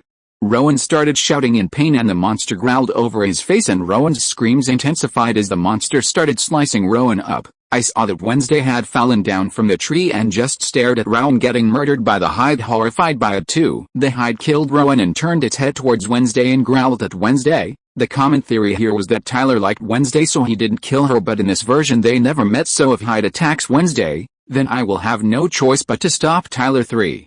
If you are listening to this novel on a channel other than Fanfic World, it means it was downloaded and re-uploaded without effort. We warmly invite you to visit our channel, Fanfic World. There you will find the original version of this story and many other novels of various genres. We look forward to seeing you dive into a world of incredible novels. Chapter 35, Discovered. The hide killed Rowan and turned towards Wednesday and growled at her, and then ran away in another direction. Wednesday quickly crawled up to Rowan's body and looked around her, sort of panicked when a paper floated down from the sky fell onto Rowan's chest. I decided to head back. I put the gun still loaded just in case and turned around and was gonna start walking away when I heard Wednesday's shout. James. I know you are there. 1. I stopped my foot from landing on the ground and froze. From my experience, I find it best if people, no matter how close to me, don't know a few things. It avoids a whole lot of questioning, which can simply be avoided by just not telling them. Yet here it seems I can't walk away. I turned around with a smile and walked towards Wednesday, who was holding the picture in her hands and was looking at me from the floor. Hello, you saw what just happened, right? I know you were watching from the beginning. Well, fuck yes, I did see that monster. This is the second monster I have experienced, although this monster is not close to as terrifying the previous one was. But I want to find out how is it that these monsters are coming to existence. Oh neat, she skipped over the part about me watching her get strangled. I mean, fair enough, she was quite high up on the tree, so she must have had a vantage point. It's just that I thought I was well hidden enough, but I guess I was not. 6. Yes, it is a curious thing. What if that monster was a human that could transform? That would make sense. Through my search of finding out about the monster we both experienced, I have gone through my entire family's library, yet there were no signs of such a monster existing. Yet this new one has some similarities to a few monsters, or rather species, that can transform into monsters back and forth. Yep, that sounds like a good place to start. It Wednesday seemed to have gone into a thinking state, so I took out my phone and looked at the time. Oh, it's actually heading here, and it should be here in around 10 minutes. Jarvis had written it out in text form along with a GPS map that Jarvis created using different security cameras to monitor its exact location. I quickly typed back letting Jarvis know to bring my car around here fast, as I would need the armor. What is? I looked over to Wednesday and considered whether I should tell her about the monster coming here. It's nothing. I decided against it, as there was no need to involve Wednesday in this. I can handle it myself, and I don't want Wednesday to truly get hurt. 8. Previously I was just a bystander before. It was due to a crucial point in the story I must not change if I want that pilgrimage guy to come back to life. This was a crucial point in the story due to this causing Wednesday's interest in this monster to grow and walk right into the schemes laid out for her, so I had to let it happen. 4. I need my answers, and it's worth a few contained risks, no matter how bad I feel about letting Wednesday get hurt. 3. Wednesday looked at me suspiciously and then just shrugged and got up, put the paper in her pants and started walking. We are not through with why you just watched as he tried to kill me, but we will talk about it later, as right now you seem to have some sort of work to do. 1. How understanding of her, although I don't know what the hell I am supposed to tell her. Like, should I just use an excuse, or damn it, I could just let Wednesday know everything. Right now we have built good trust in each other, so even if she does a little confirming, it would be fair on her side, as we haven't reached the unconditional trust status just yet. Yes, that shall be fine too. I noticed how by now Wednesday had already walked pretty far away and looked down towards Rowan. He suddenly opened his eyes and started squirming around in pain. He tried crawling away when he saw me, panicked. He was bleeding out. Previously he must have fainted due to pain or something. but later actually died. Wednesday must have not been able to properly feel Rowan's pulse as she herself was not on the right state. I removed my gun from my coat and aimed it at his head, deciding to just end his misery. Sigh, this is probably gonna come back to bite me in the ass later, but fuck you Rowan for. I said that to him and put away my gun and just walked away. I was feeling frustrated at myself. I had let all this happen to her when I could have easily chosen not to. But I need answers. There should be a better way. 8. I hurried over to get the Iron Man suit. I crossed a bridge and headed into the Harvest Festival where people seemed to still be having fun. I walked through the crowds and avoided some security guards and snuck out towards the car. What are you doing? I got startled when I heard someone's voice behind and instantly reached for my gun as I turned around and saw who it was. Oh. Hey Xavier, funny seeing you out here. I could ask you the same thing. Oh, by the way, is that your gun? I looked down and saw that hand was inside my school coat and I was gripping onto the gun. When I realized this, I released my grip and removed my hands from my coat. So what brings you to me? I saw you and Wednesday going back into the woods, so I was just curious, did anything happen? She seemed to be following Rowan, but I waited for a while but Rowan never came back out, and since you're the last person to come out I want to ask you, where is Rowan? Hey Xavier, I don't know what your deal is here. You were following me the other day. And also, why do you even care about what happened to Rowan? 1. We are roommates. I know, dumbass, just wanna end this conversation as soon as possible. He should still be in the woods. You can go look for him. He looked as if he was thinking about something, and after a second of silence he simply nodded and headed back inside. I waited until he was far gone. That's when I got into the car and started driving away from the Harvest Festival and into the woods, where I looked over the phone's GPS and it said signal lost 1. Chapter 36, Blood Control, rewritten version. Signal lost. I walked over to the trunk and took out the suitcase armor and put it down on the floor. I was gonna insert my legs inside it to activate it when my scar suddenly had a tingling feeling come over it. The winds around me began howling and the temperature grew colder too. A terrifying yet familiar roar came from the forest beside me. I felt my body locking up, but I resisted it and activated the armor suitcase. The tress to my left started rustling and it kept growing louder. I sped up and threw my school coat off and quickly grabbed the handles and brought it up to my chest. The armor started expanding on my body and I kept my eyes on the place where the noise was coming from. The winds were starting to howl louder and the temperature kept dropping as the rustling neared and got louder. The armor grew up to my face and covered it. Just then I heard a loud roar and the monster jumped out of the forest. I pointed my hands towards the jumping monster and gave Jarvis the order to activate the laser cannon. 5. A beam of white light shot out from my hands aimed at the monster. The monster's head looked at the beam as it approached closer and it got hit, shooting it back into the forest. I turned my head to look at the monster that crashed into the forest with a bloody hole on its chest. It got up and started rushing at me. I aimed my hand at the monster and fired the lasers. It jumped out of the way this time, but I didn't let it go as I moved my hands towards the monster. The monster could not avoid it and was hit chest first and got shot back into a bunch of trees, destroying them. 4. Yeah. It's not really a big deal. 2. I started walking up closer into the woods where I had shot it through a few trees. It was dark and the armor didn't exactly have the best night vision, so it was not very clear but still observable. I stayed at the edge of forest waiting for some movements of the monster when I felt something grab my legs. I looked down and it seemed something liquid grabbing it. 3. Roar. Fuck. It jumped out from its hiding and both of its hands seemed to be free, but it moved one of its hands through the air and I felt my body move in that direction. My body felt like a rag doll being thrown, causing my body to fly then smash into the tress opposite of the road. I felt a bit dizzy as I saw the monster standing up. Warning started appearing in front of me, telling me about the broken and damaged parts of the suit. 3. What the hell was that thing that grabbed me? It seemed liquid. I could tell the color, yet it seemed to be following the action of that monster. This was never this strong before. What? Did it take some kind of steroids in the forest to suddenly become this strong? Or gain some psychic abilities? 4. No, that wasn't psychic, it was liquid. I activated my flight thrusters and flew above and looked at the monster from above. Whatever it took, it doesn't matter. 2. I felt my chest warm up, and a second later a thick white laser shot towards the monster. The laser was fast and it hit the monster, causing it shriek in pain and panic as it hit the monster. 3. That's what I thought. I felt my chest heating up. It started getting hotter and hotter the longer I kept the laser on aimed at the monster. The monster was screeching and trying to run away, but I didn't let it get away. I aimed the laser at its legs and hands and cut it off to stop its escape. My chest soon started burning up at one point, so I quickly closed the arc reactor laser. 3. Ouch.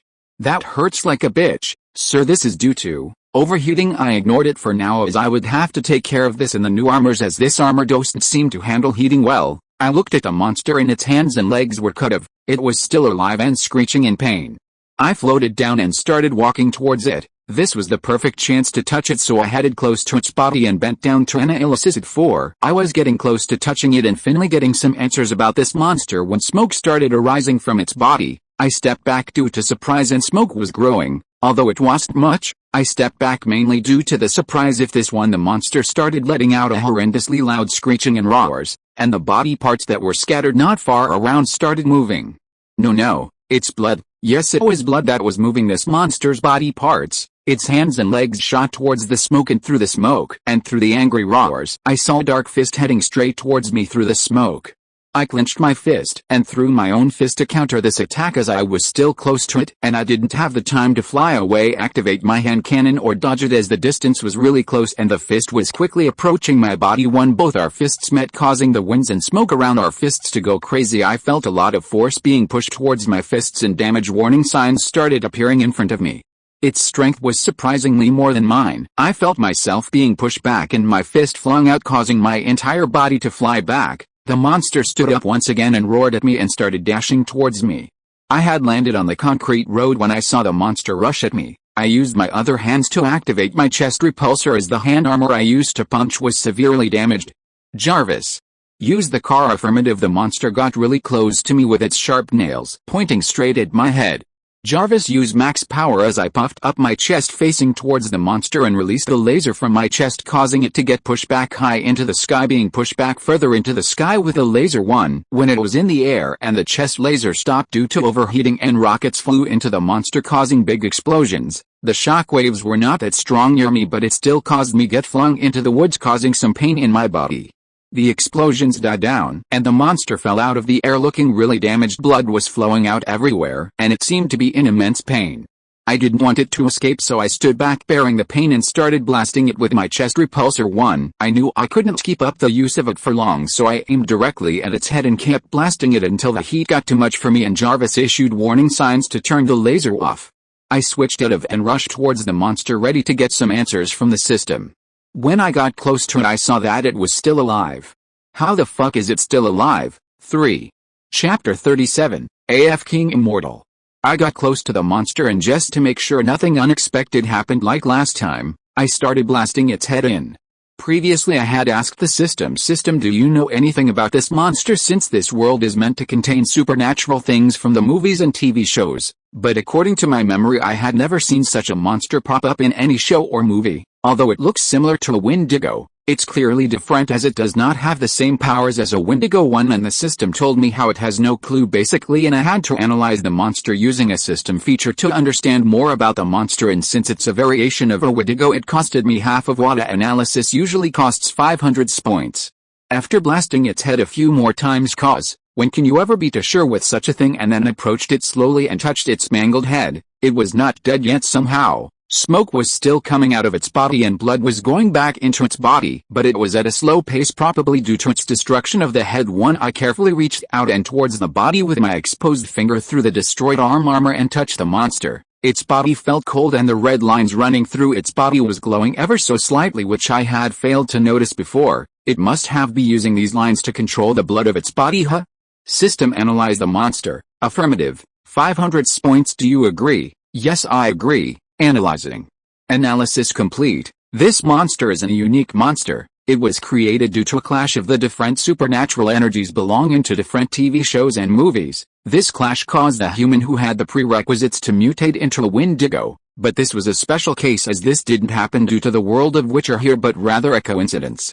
This monster was created by the clash of different energies, and due to that a mutation of this Wendigo happened, and because of the mutation caused by the elements now it had gained the abilities, strength etc from any being it has eaten before, 8 wet so like unlimited strength, and it can get strong super fast. It sounds like the ability of some Webnivel, not gonna lie. 4. It never had the abilities of an actual Wendigo, as this did not come from the world of the Witcher, just some abilities from the human that was mutated in the beginning. Its abilities such as blood control must have been acquired from one of its prey. Its strength and regeneration was due to the amount of humans it had eaten and their regenerative abilities and strength stacked on top of each other. 2. so basically it can't be allowed to kill anymore. Gotcha. 3. From further analysis it is found that this variation of Wendigo hoards all of the food at once and digests it all later and use it to strengthen itself, so previously it must have gone to the woods to digest and process all of the strength, regeneration etc. of the humans it had eaten before and the thing that gave it blood control powers. 3. Oh, no wonder the strength increases I had seen was so minuscule before. It was just at its hoarding stage. When it disappeared into the forest was when it processed all of that, making it much stronger than expected. And I'm guessing that tingling feeling from my scar was actually some kind of mark this monster used to track its prey. It does not have the ability to be truly killed as it is an amalgamation of different supernatural energies which cancelled out such restrictions. A single world's monster has such as death. Its regeneration can only be slowed down by destroying its head, and it releases the smoke as a protection mechanism to cover its body. 12. Whoa, slow the fuck down here. Did you just say this monster was fucking immortal as in can't be killed no matter what? 2. That would be correct. This was due to a rule every supernatural element has without exception being cancelled out due to the clash of these multiple world energies. Haha. I think I'm gonna go crazy. Supernatural elements have rules? And this Wendigo is truly unkillable? What other rules are being cancelled out? 3. None. The absolute rule of anything supernatural elements or not is inevitable death, yet due to the clash of these multiple elements, the one common thing being death is cancelled out. Each supernatural element has different things, so this is what causes mutated powers like this to appear. 3. Boo. Can more immortal Wendigos with different abilities come to being? Although it won't be a Wendigo, this was just a coincidence. It turned out to look like a Wendigo, and yes, due to the clash of the different energies, it is inevitable for more to come into existence. 23. Well, I looked at the immortal Wendigo and realized how the battle must have caused a lot of noise, so I quickly gathered its body and threw it into the car. Its body was big, but I broke some bones and it all fitted in there like a jigsaw puzzle. Oh, and I didn't forget to shoot its head a few times.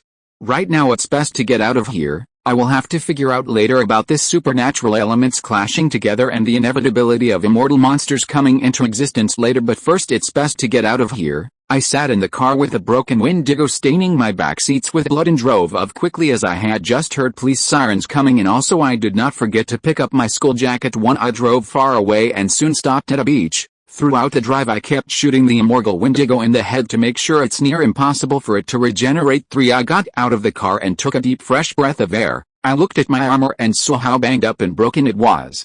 I decided to exit my armor and started unequipping myself. The armor started collapsing back into a suitcase form, which it did, but the suitcase did not look as pretty as it did when I first used it. It was broken in places, dented, paint was scrapped off. Overall it was pretty banged up, which sucked. 1. Chapter 38, Talk with Mom and Dad.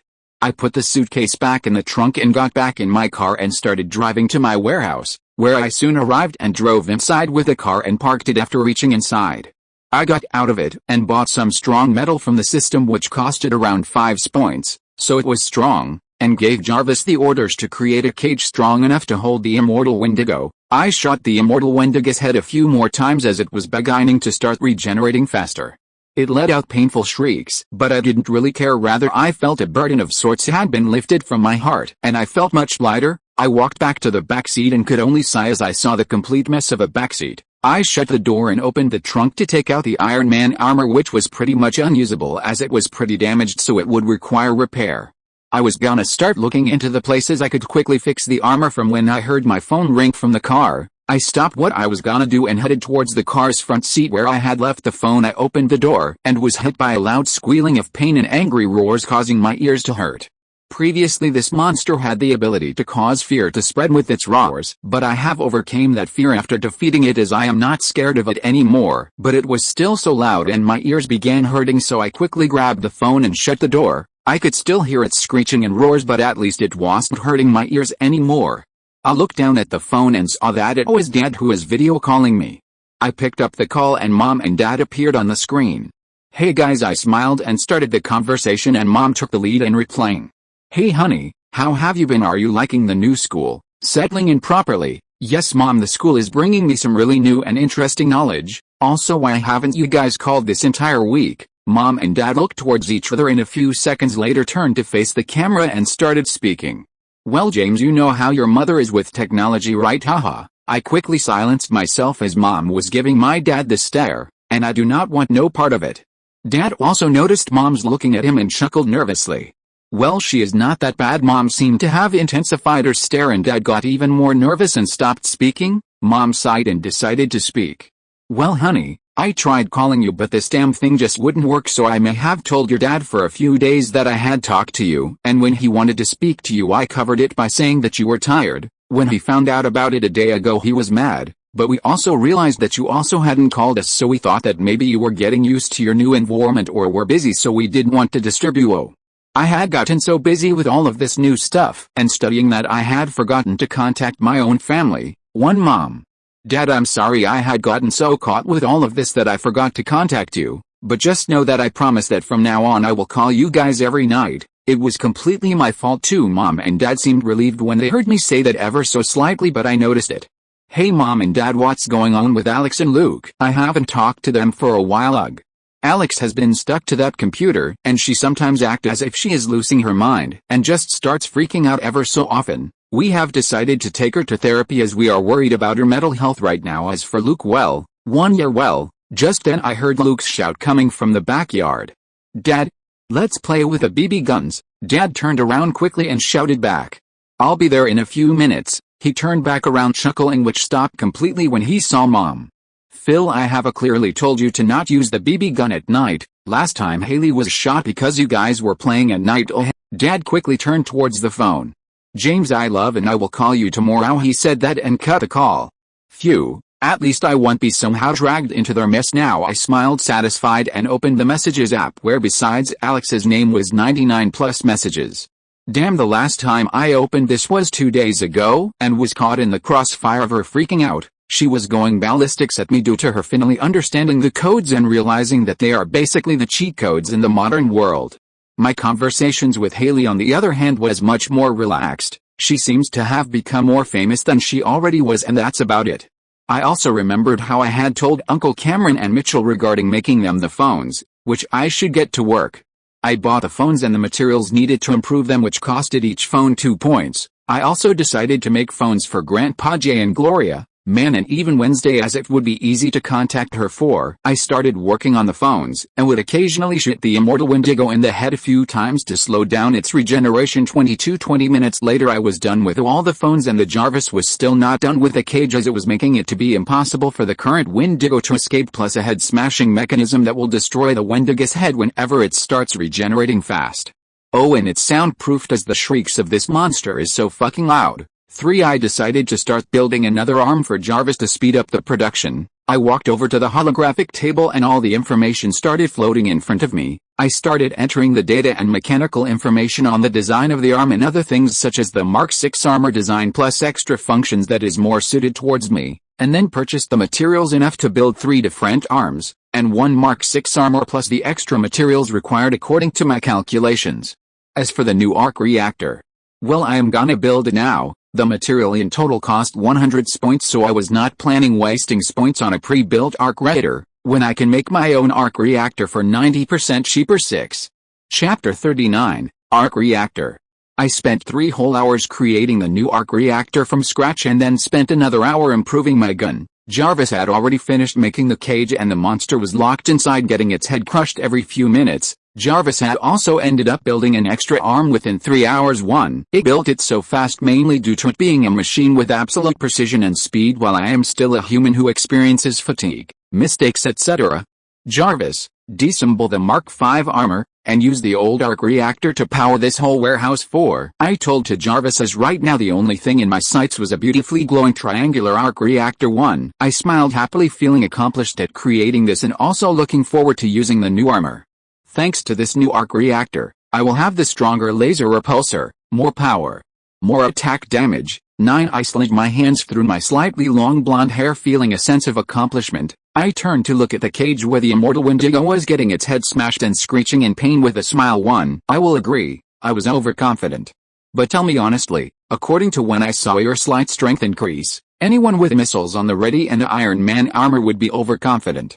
But these things don't seem to follow logic, or rather it does follow its own logic, which is completely foreign to me. I know more of you will show up soon and I will make sure that by then I am confident in facing more of you 8. It growled at me when it heard what I said to oh.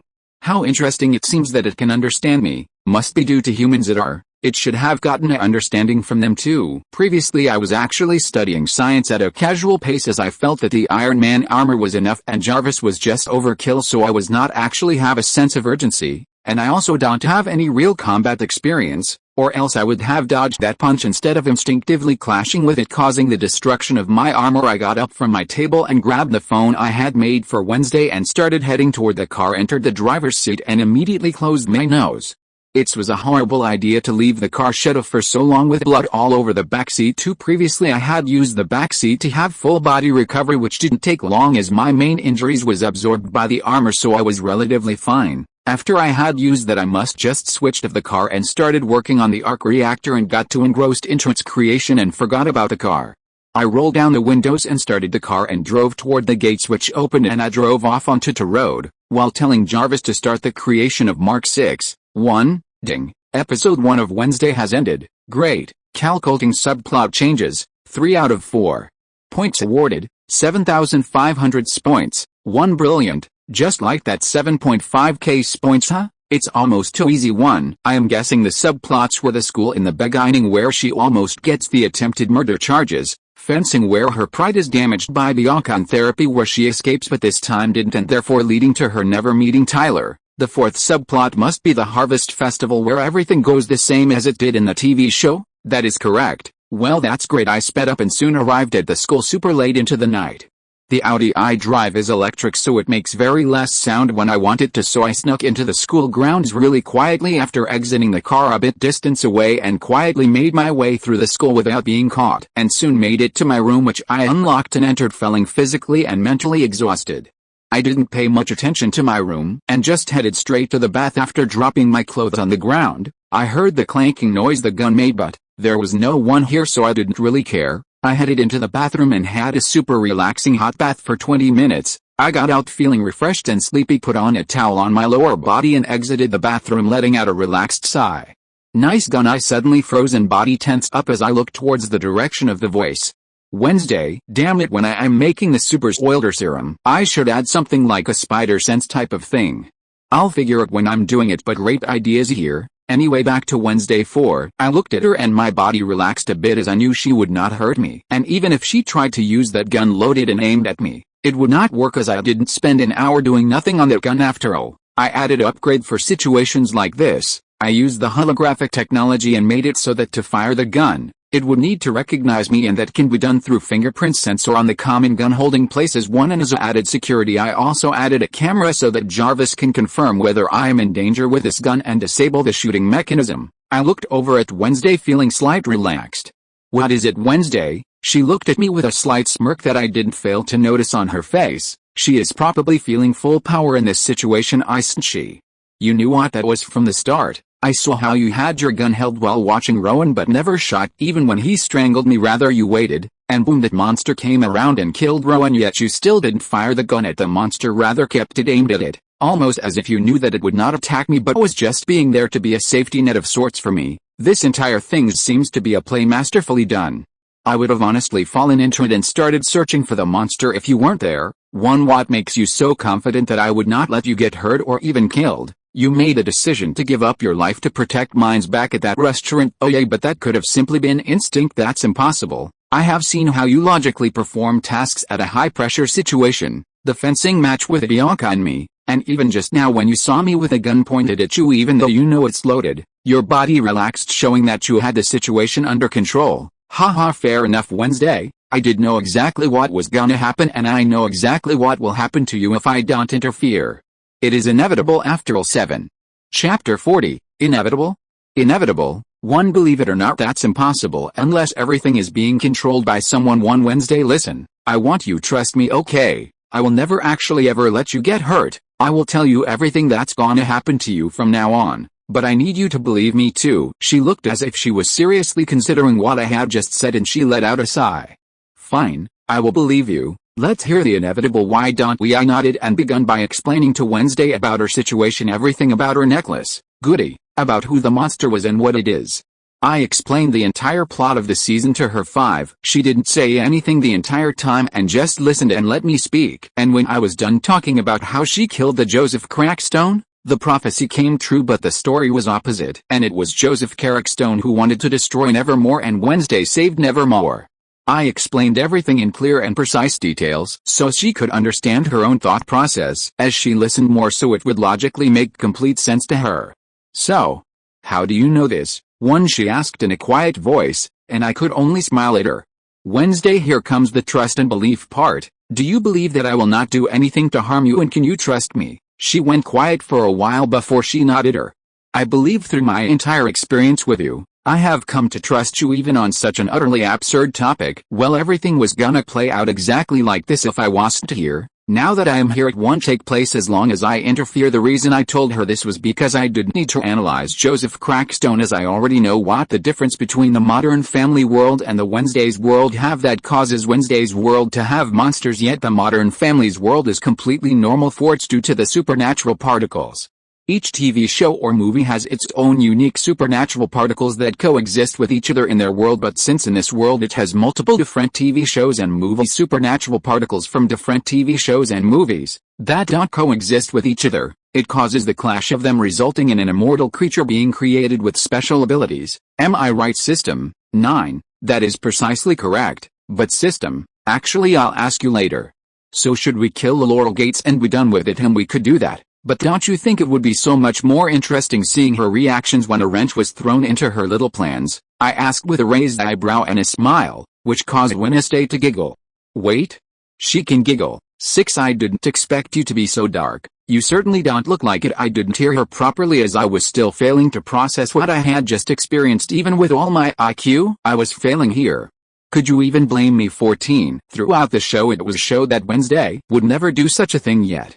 Wednesday seemed to notice my absent-mindedness, and she must have realized why, as she had a sudden realization dawn on her face.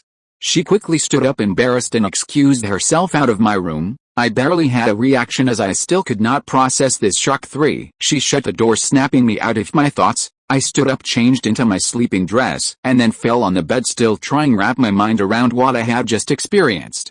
2. It was such a soft and joyful giggle, and it came from Wednesday. Yes, the Wednesday. I didn't even know she was capable of expressing such things.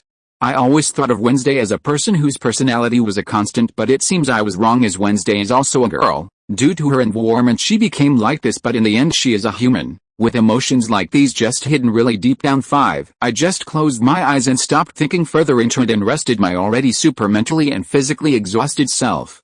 The next day, I woke up later than I usually do and got dressed for the classes in a hurry, as I had already missed out my first 2 classes. I looked at the timetable, and it was time for Mrs. Thornhill's classes to start.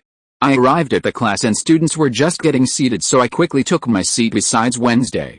The class proceeded smoothly. Xavier had reported about Rowan's death last night, and this caused a lot of chaos to spread around in the Harvest Festival, which had caused everyone to evacuate early. I didn't know this happened cause I wasn't even there. Xavier is also not in class, so still must be busy with the whole thing, except Wednesday was meant to be one there in place of Xavier. Okay, before we start the class, I have to ask Wednesday a question. Wednesday looked over to Mrs. Thornhill with her blank stare, waiting for her to continue. Wednesday, out of obligation, I must ask you whether you were there in the forest at around 8 p.m. last night?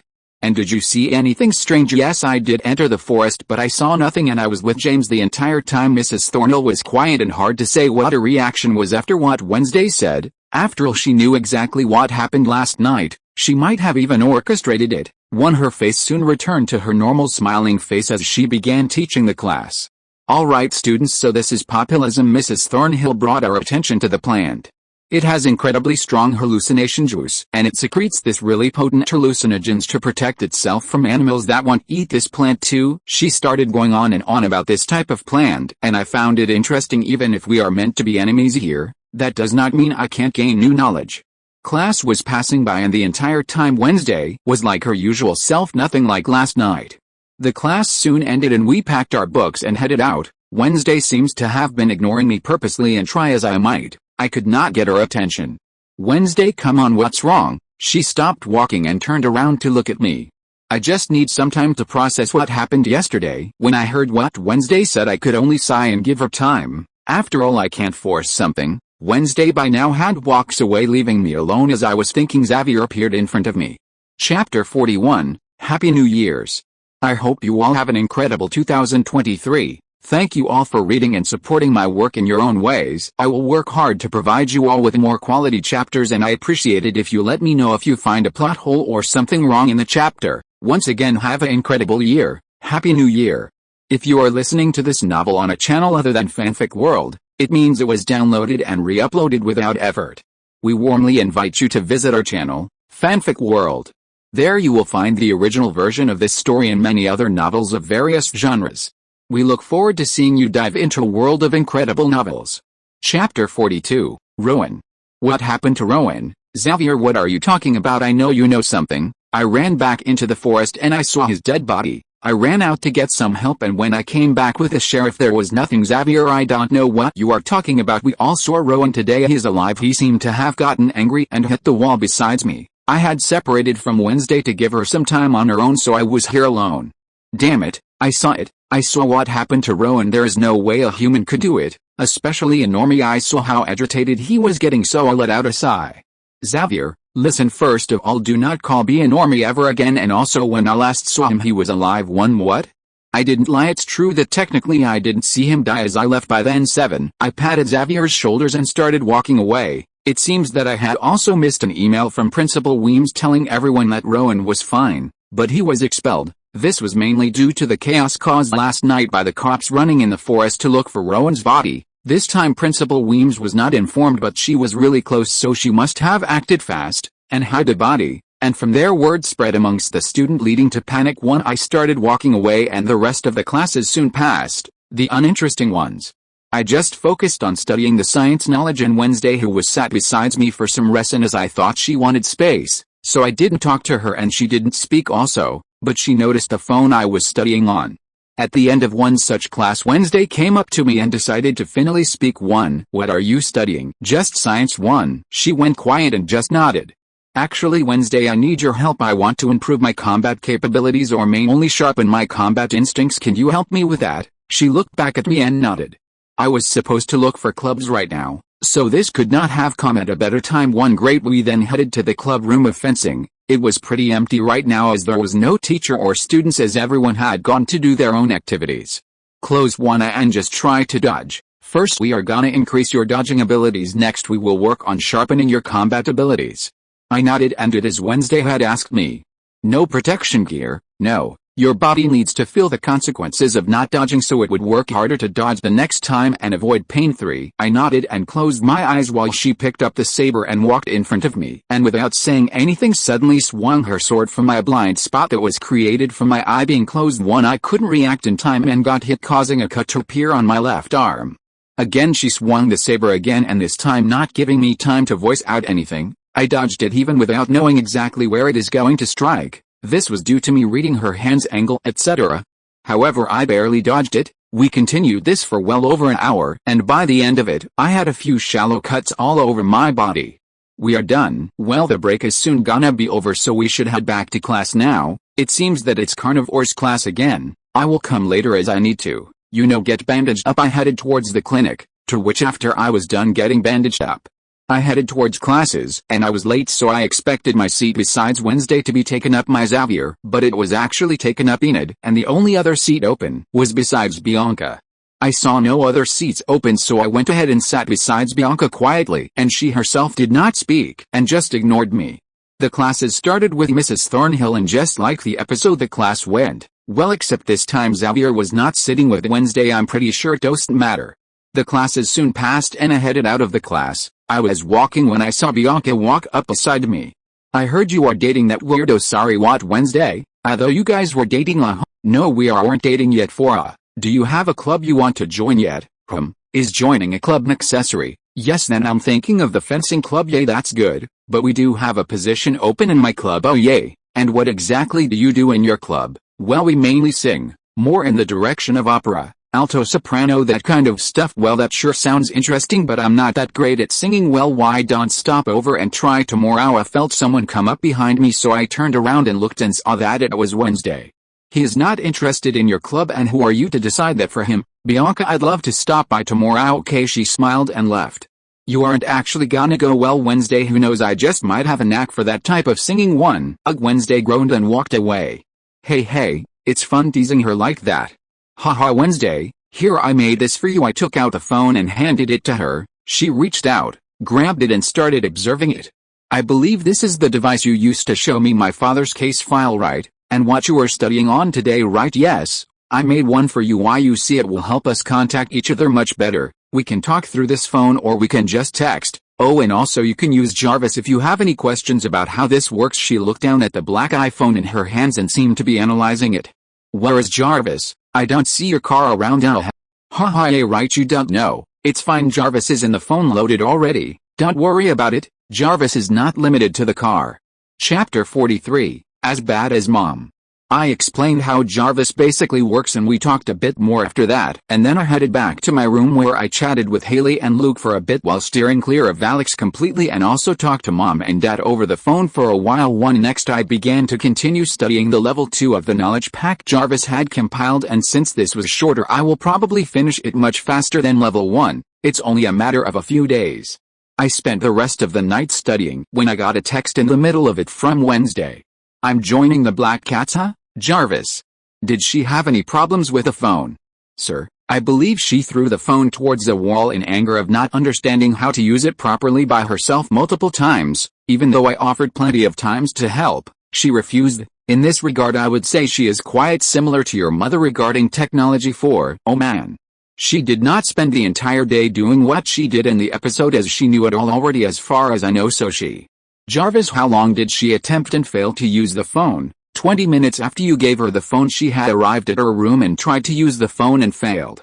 And since then till now she has not given up and refused to accept my help. Oh man. She is pitiful, and really stubborn. I grabbed my phone and began texting back. James, that's great, but why? One Wednesday, simply cause.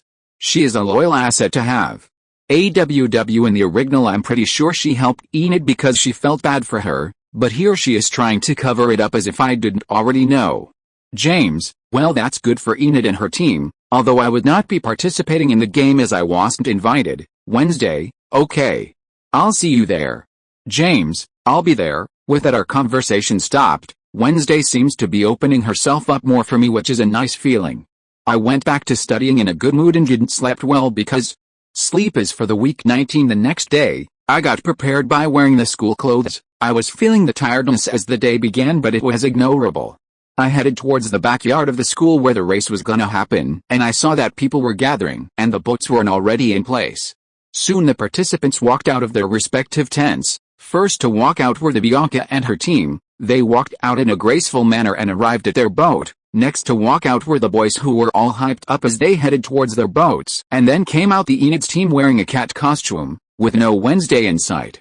I pulled out my phone and opened up the camera app, waiting like a paparazzi, somewhere close to their tent. Wednesday walked out with her usual not caring face as she scanned around and saw me pull up the phone.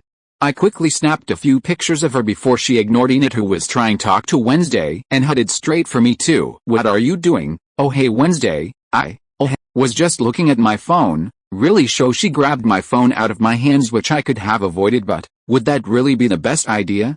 She started looking at phone, not doing anything, as she stared at it for a while, and I felt the need to slightly tease her. What's wrong? What are you gonna check? Nothing here. She handed me the phone back looking exasperated. She didn't see the picture, as I, the great James, dare say I have the quickest finger in the West, and I closed the camera app. So, 5. She headed towards the Black Cat's boat and sat in it. Enid was not far behind along with the rest of the team, so they quickly got on. Once all the teams had arrived and seated, the race began. Normally this race would be filled with excitement for the viewers, but I already knew what was gonna play out, so I just decided to take a recording of what was happening. The boats had gone over to the island by now, and after about 3 minutes Wednesday's boat started heading back alone, with no other team's boat following behind. The entire time no other boat appeared in sight, and Wednesday team reached the end, and they got out of their boat, raced towards the finish line looking really excited. Meanwhile, Wednesday didn't bother with the team's celebration. I closed the phone and headed towards Wednesday. I wonder why the people around didn't point out my phone? Maybe the author just got too lazy. 21. I walked over to Wednesday, who was standing a bit away from her excited teammates, and Principal Weems approached Enid with a confused face. I looked towards Wednesday, whose face didn't have any emotions written on it. Where are the rest? I decided to make a better plan using the internet. I made some homemade spears out of scrap, attached it to the bottom of our ship, and when I was collecting the flag I saw that vision you had mentioned about the girl who looks just like me but with blonde hair. She also told me about how I was the key. Well, that was just what I had already said was gonna happen. Anyways, so I'm guessing you used those spears to take down the other boats. Indeed. Now I wish I was there to see their reactions. You look really great in this outfit, by the way. Thank you. Their reactions were indeed fun to watch. But I am never wearing such a thing ever again. 6. We waited for a while before Principal Weems had enough and just decided to send people to get the other two teams. When they came back, they were soaked. They seemed to have had gone for a swim in the water, as they were soaking with ruined makeup and costumes. They really embarrassed, and Bianca and the rest looked super angry. Wednesday started leaving early with me when Bianca and the rest faces were visible. They sure aren't happy. I wasn't expecting them to be happy. In the first place, fair enough. The rest of the school soon started dispersing and classes took place until evening, where instead of going to the clubs we were all called to the quad, where Principal Weems was there standing besides the Edgar Poe competition's trophy. Welcome everyone. The first Poe Cup took place in 1897, as a way to not only honor Nevermore's most famous alumni, but to celebrate those values that all outcasts share: community, perseverance and determination. Well, at least I check of 2 of the 3 boxes. Perseverance and determination won, although today would definitely go down as the most unique Poe Cup whenever she grabbed the trophy and handed it to Enid. Whew, people from the crowd also got excited and cheered.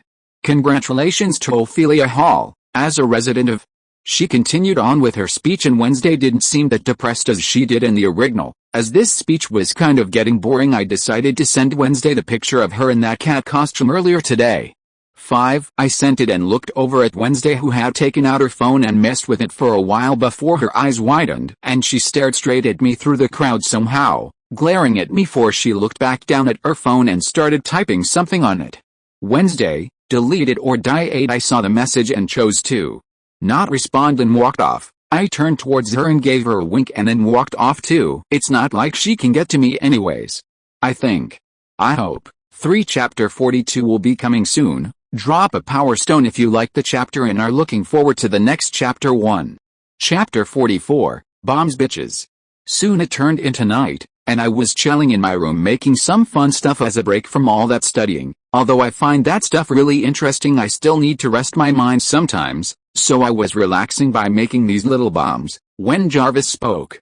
Sir, I have a report on the immortal Wendigo. Go on. I have noticed how the red lines on its body seem to grow smaller as more time passes, and due that the strength, which according to my calculations seems to have decreased. Previously it had the strength to cause some minor dents in the metal cage. This was in the beginning one, I know, and sir, now it can't seem to muster up the strength to even cause a slight dent. The red lines on its body appeared when it had started eating humans.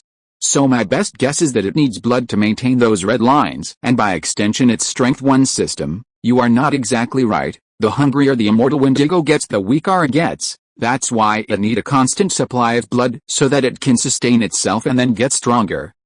That's interesting. So if I were to leave this monster there without any supply of blood, what would happen? Would it die? 2. It will still keep its intelligence, but strength-wise and its blood powers would stop working and it would return to its initial form, the one you had seen when it was first formed. So you're telling me that if I were to leave it for longer, it might even stop existing or turn back into a human? So how does this thing's berserker mode work? It didn't use it when battling with me. Berserker mode is when the immortal Wendigo has still not transformed the raw energy it got from eating all those human. It just taps into it to use it in advance, and this causes it to lose the energy at a faster pace. But after it has absorbed it all, it becomes a part of the immortal Wendigo, and so the berserk state becomes its normal self. And no, it won't stop existing or turn back into human. When that human transformed, it was an irreversible change. Oh, no wonder it didn't use berserker mode. I thought it was keeping a last card even until now, but turns out that was just pointless worry. But it's still unfortunate how it can't just stop being an immortal Wendigo. Jarvis, it needs blood to maintain itself and continue using its blood powers, so when the lines disperses it will probably stop using those blood powers to heal itself. Wait, if that will happen, won't the monster just die? But it can't die, right? It can't die, it will just regenerate at a much slower pace. 10-0. Jarvis, for now keep operating the machine and smashing its head. Yes sir, alright now.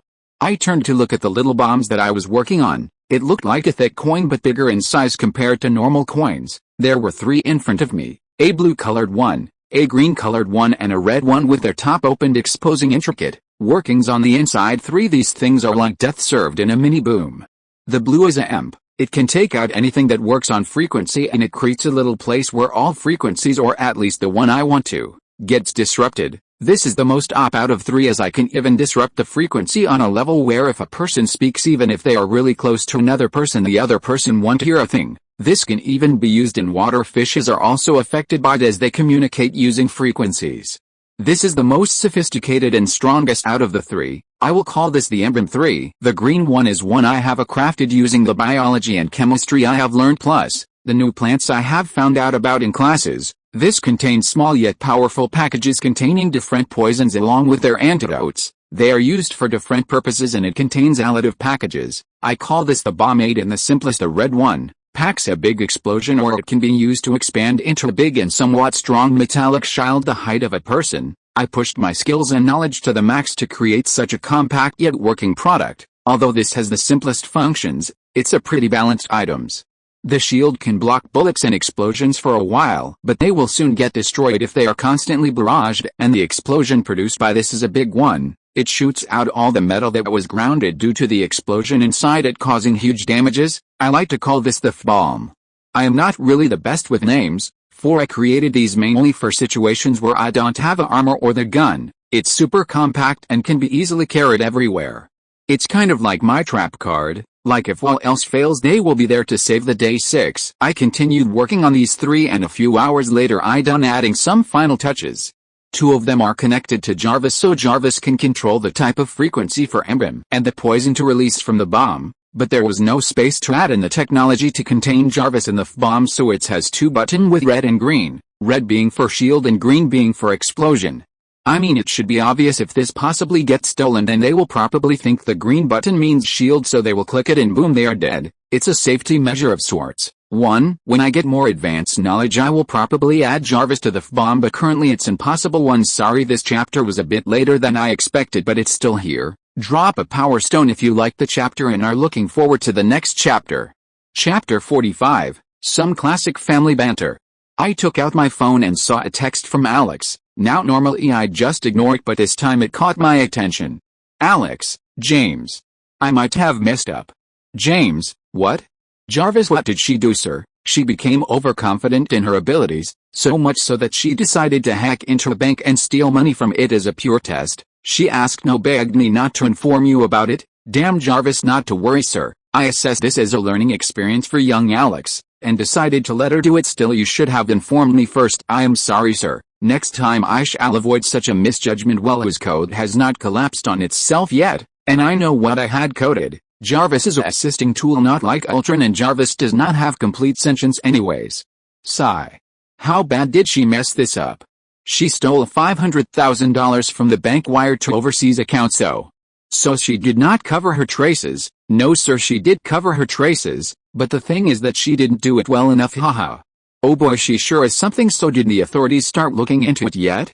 Cause once this turns into physical matter, then we are gonna have some problems. The bank has not found out about this yet. I chuckled to myself, wondering what we both have against the government's money, and picked up the phone to see how Alex seemed to be typing, stopping and then typing again. She seemed indecisive, so I just wrote first. James, Alex, what if I tell mom and dad you just stole 500 grand? Alex, you wouldn't. James, you bet I would. Alex, okay, please don't tell them anything. I was gonna return it. It was only a test. James, right, then just return it. What's the matter? Alex, well, I would, but I don't know how to, and now it's just sitting in some random bank account I made. Oh, huh. James, so you are telling me you did this impulsively?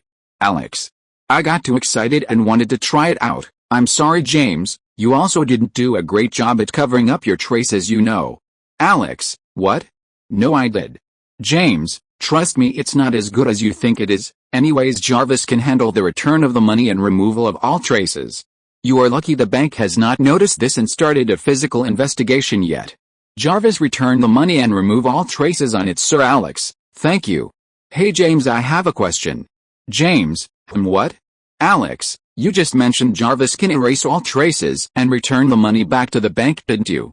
Oh yay, she must have caught on. Alex, you didn't let Jarvis work for some company to secure their network, turn that money, did you? James, I am gonna tell Mom and Dad what you had just done if you continue with your thought process, I swear. Alex, oh my god. You actually stole. How much did you take? Ugh, I am about 2 seconds away from inventing some kind of Men in Black memory wipe device. James, Alex, not another word to anyone. Alex, oh my god, you actually did. How much did you take? I swear on God I won't tell anyone. James, not happening. Alex, come on please. I won't mention it to anyone, I swear, just come on, tell me. James, if you tell this to anyone I will invent a memory wipe device and use it on you, okay? Alex, I promise I won't tell another soul about it. Now come on, tell me. James, 2 billion or something. One. Alex. Alex. Alex. Alex, what? James, not a word. Alex, not a word. James, good.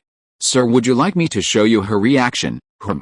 I would like that. I was actually feeling kind of proud as a big brother right now. A video appeared in front of me showing Alex freaking out in front of the computer. She proceeded to stand up and shout. What the fuck? 2 off, Mom's gonna kill her. Alex, what did you just say? Alex seemed to get shocked as realization dawns on her face, making her go pale as she turns around to see an angry mom. Damn, some popcorn would go so well with this. Mom, since when were you there? Alex nervously laughed as Mom intensely stared at her. Alex, where did you learn that word? Mom, it was an accident. Oh haha, accident. Young lady, you do not say such words in this house. Is that clear? Yes, Mom, get off that computer and go to your room. You are grounded for 2 weeks and no computer or phone for you too. But Mom, another word and I am adding another week. Mom, come on please, it was an accident, I swear. 3 weeks. Alex seemed like she wanted to say something but stopped herself and stormed off angrily. Give me your phone. Alex was stomping out angrily when she stopped beside Mom and reached into her pockets and pulled out her phone. Here, Mom took the phone and Alex stormed off upstairs.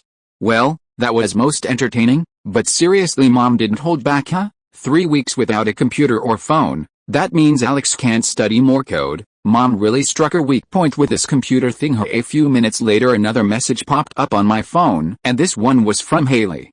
Hayley, James, you would not believe what just happened. James, oh yay, what? Hayley, Alex just screamed the F word. Haha, it was the funniest thing ever. You should have seen how Mom reacted. She grounded Alex for 3 whole weeks without any devices. Can you believe that? 1. James, Hayley, not only do I believe you, I saw it happen firsthand just now. Hayley, oh my god, seriously. James, yay. We were talking when it happened. I even got a video of it all. Hayley, dude, please send it. It would be so hilarious. Jarvis, get that clip of Alex freaking out as a clip and send it to Hayley. James, there, don't spread it to school and stuff, just keep it in the family too. Hayley. Hayley, her face when she realized Mom was behind her. I can't even right now. James, yeah I know right, she turned pale. 1. Chapter 46, episode end. After a bit of chatting with Hayley, the system rang. Ding, episode 2 of Wednesday has ended. Calculating subplot changes. 2 out of 3. Points awarded, 8,300 points. Great, so now I have a grand total of 18,000 points, so 32,000 points more and I will be able to unlock Iron Man 3 knowledge. I am looking forward to the Extremis. Maybe I can mix it up with Super's Oiled or Serum 13. I spent the rest of the night studying and I was getting pretty close to finishing level 2. By tomorrow it should be done, I believe. The next day we were informed about how the outreach day will be held next week, so everyone was really looking forward to that. To me it would be boring, but I am looking forward to see if Wednesday burns the statue down like she has done in the show. That was a cool scene. The classes were really getting boring at this point. Well, classes like maths and physics, even though they are advanced compared to my current knowledge, they don't hold a candle. If you were to ask some really complex question in maths or physics out of the blue, I'd be able to answer it without even writing anything down in a few seconds. It's truly too easy. I met up with Wednesday and I worked on sharpening my skills, which went well for me. I had much less injuries compared to the previous spar and I was making progress fast. I got back from the spa and entered my dorm room when Jarvis informed me about the armor. Sir, the Mark 6 armor has been created along with the gearing up Doc 3. Okay, perfect. Now all I need to do is study up this science pack of all 5 levels, and I will be ready to create my version of Super Soldier Serum 3. I opened up the files and started studying through them. The next day was quite similar to the previous one, but today I finished level 2, and I excitedly opened up the level 3, only to see huge amounts of information inside it. Jarvis, if you were to estimate, how long would it take for me to complete the rest of 3 levels, sir? If I calculate it using the speed you have been going through each of them, I would have to say at most a year, huh? Yay, fuck that shit. 3. Why should I have to waste so much time studying all of this? Why can't I just create something that will help me study all this? Chapter 47, I can really go for a mad scientist right about now. Why should I waste so much time studying? That's a very good question right there. Why should I? When I can make a sort of computer transfer chip connected straight to my mind and just transfer all of this knowledge. 13. Haha, what a brilliant solution to the problem. After all, time is the most important currency to anyone. Yes. This chip won't be inside of me or anything, it will just be a detachable type of thing. My bio knowledge should be enough as for my engineering knowledge. Well, no need to say much about that now. 9. I began feeling like a super hard challenge had appeared in front of me, and I just could wait to take over. The outreach day is meant to happen next week, so this entire week, I am free to do whatever. I stood up excited by this idea. Jarvis, bring the car over at the fastest speed possible. I will be having surgery 6. Yes, sir. According to my calculations, the car will take approximately 40 minutes to arrive, so I began planning how this is gonna work in my mind, so I have something to start off with. 20 minutes of planning later, and I had come to conclusion that just Jarvis would not be enough. I will need human hands for this. The idea is that my nape will slightly be cut open, and using some plants I have a concoction that can slow down the blood flow outwards by about 30 minutes. So the surgery time limit will be 30 minutes until the blood starts leaking back out again. I will need some human hands to make sure I am alright. Jarvis will be the one connecting the machine I will create to my mind's neurons through the nape opening connected to the appropriate part of my brain, and then add the chip to that machine and let the data get transferred straight to my mind, after which both the machine and chip will be disconnected, and I will heal up completely using the healing pod. A human will be needed as a sort of assistant of sorts, as all of Jarvis' hands will be occupied with a connection and maintaining it. For alright, I guess it's time to head to the botanical garden to raid a few plants. I grabbed a bag and started sneaking my way to the botanical garden. The doors were locked, but a bit of lockpicking later they easily opened, and I had free access to the entire garden. And I did not hold back, as I do not want any mess ups on this, so I grabbed more plants for other type of medicines in case of different situations that may arise. It was easy to find everything, as I had already once been here to collect the material to create a bomb. 20 minutes later I was done looting and was back in my room after clearing out traces left by my crime. Sir, the car is here, huh? Oh yes, I snapped out of my thoughts and decided who I am gonna trust for this surgery is the assistant. Wednesday. Anyone else would not be able to handle it otherwise, and Wednesday is the only one that knows anything about Jarvis and my true genius. Jarvis sent an urgent message to Wednesday telling her to come to the front gate as fast as possible. I stood up, wore my coat, and collected the 3 bombs, bag with the herbs, and made haste out of my dorm, as right now my mind was racing through all the possibilities, and of course my safety in all of this. I sneakily made my way through the guards, which took longer than I would like, and soon reached the front gates, where I saw the car was already started with Wednesday standing there in her big hoodie and stripped black and white shirt. What's the emergency? Okay, Wednesday, there is little time to explain, but I need your help, and I believe you are the only one that can help me. I started walking towards the car, feeling this unparalleled thirst to complete this really difficult goal ahead of me, when I stopped and turned around to see a slightly dazed Wednesday. Come on, Wednesday. She got startled slightly and turned to look at me. Are you feeling alright? You don't usually act like this. Of course I don't usually act like this, but I do act like this when I have some kind of a mad scientist type idea. Now are you coming or not? One. She seemed to consider for a few seconds before she nodded.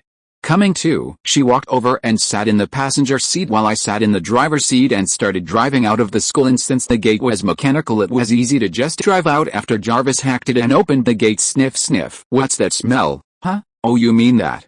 Well, do you remember that monster that attacked us in the restaurant? How could I forget? Long story short, it's an immortal and I had a battle with it, which I ended up winning, and that smell is the blood of that monster stained in the back seats. Wednesday. Eggs has crashed. 1. Oh shit, she crashed. What? Wait, slow down. Immortal battle? You won. Yes, Wednesday, that's literally what I said. Or whatever, I'll explain later. We have more pressing matters right now, though. I stepped on the pedal and the car shot forwards at higher speeds than ever. 30 minutes later and I had arrived at the warehouse. The car rolled up and the doors to warehouse opened, revealing a white light inside with 4 mechanical arms with different shapes and size for hands working on a bed and creating tools such as scalpel and the sorts. Hope you guys enjoyed the chapter. Wishing you guys happiness. From me. Chapter 48, Machine. James, you have yet to explain what this emergency was for and why you brought me here. I turned to look at Wednesday as I drove in the warehouse, and the warehouse doors closed behind us. Wednesday, I have a huge amount of information I have to study. It is gonna take me at least till next year to actually complete all 5 levels, so I decided to save all of this time and create a data transporter. It's a machine that currently in theory should transfer all of this knowledge on my device straight to my brain, completely skipping the year-long learning process of it all. I stopped the car and exited it, as did Wednesday, looking at me patiently. I will build the machine. Jarvis will be the one doing the surgery, but Jarvis will need an extra hand, just to make sure I don't die. Savvy. 7 Okay, I don't know what exactly I'm supposed to do. Jarvis will explain to you what you will be doing while I create the machine now. Go on. Okay. But are you sure, Wednesday? I am preparing for all possible situations in my head. If it still goes bad with all this preparations, well shit, why spend a whole year learning this stuff when I can just make it easier? I hurried over to the table and spoke in quiet voice. Jarvis, where is the immortal Wendigo? Sir, I have upgraded the cage and made it fully noise cancelling. I worked on a new pattern of formulating the metal which completely isolates sound. I looked over to the corner of warehouse and saw a metal box the same size as the cage.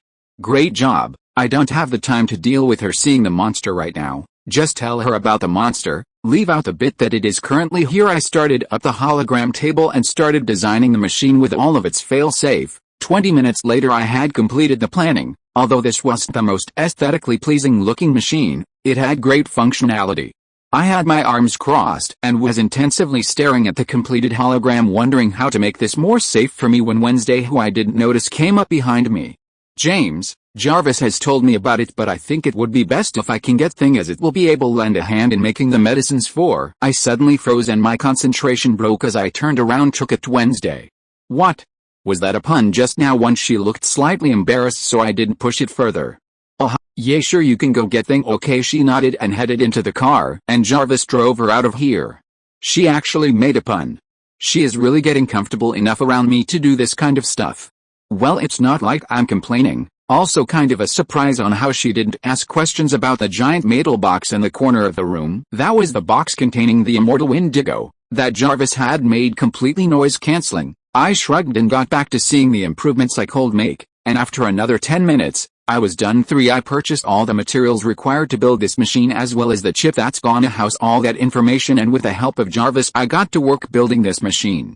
30 minutes later Wednesday had arrived back, and I was still busy working on the machine, so she started working on making of the medicines, and aesthetics etc. with the plants I had stolen from the school. Wednesday and Thing were working on it along with Jarvis's assistants. We worked for 3 whole hours before I decided to take a break as I was starving. Apparently my calories get burnt like crazy when I am concentrating deeply. That is, I guess, one of the side effects of a really high IQ. Always feeling hunger after some deep work. 3. Wednesday, are you hungry? She stopped and looked towards me with a completely straight face.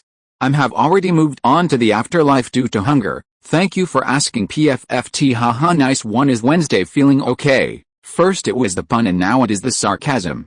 Yay, let's go get something to eat. Although at this time not a lot of places will be open. She just shrugged and started heading towards the car.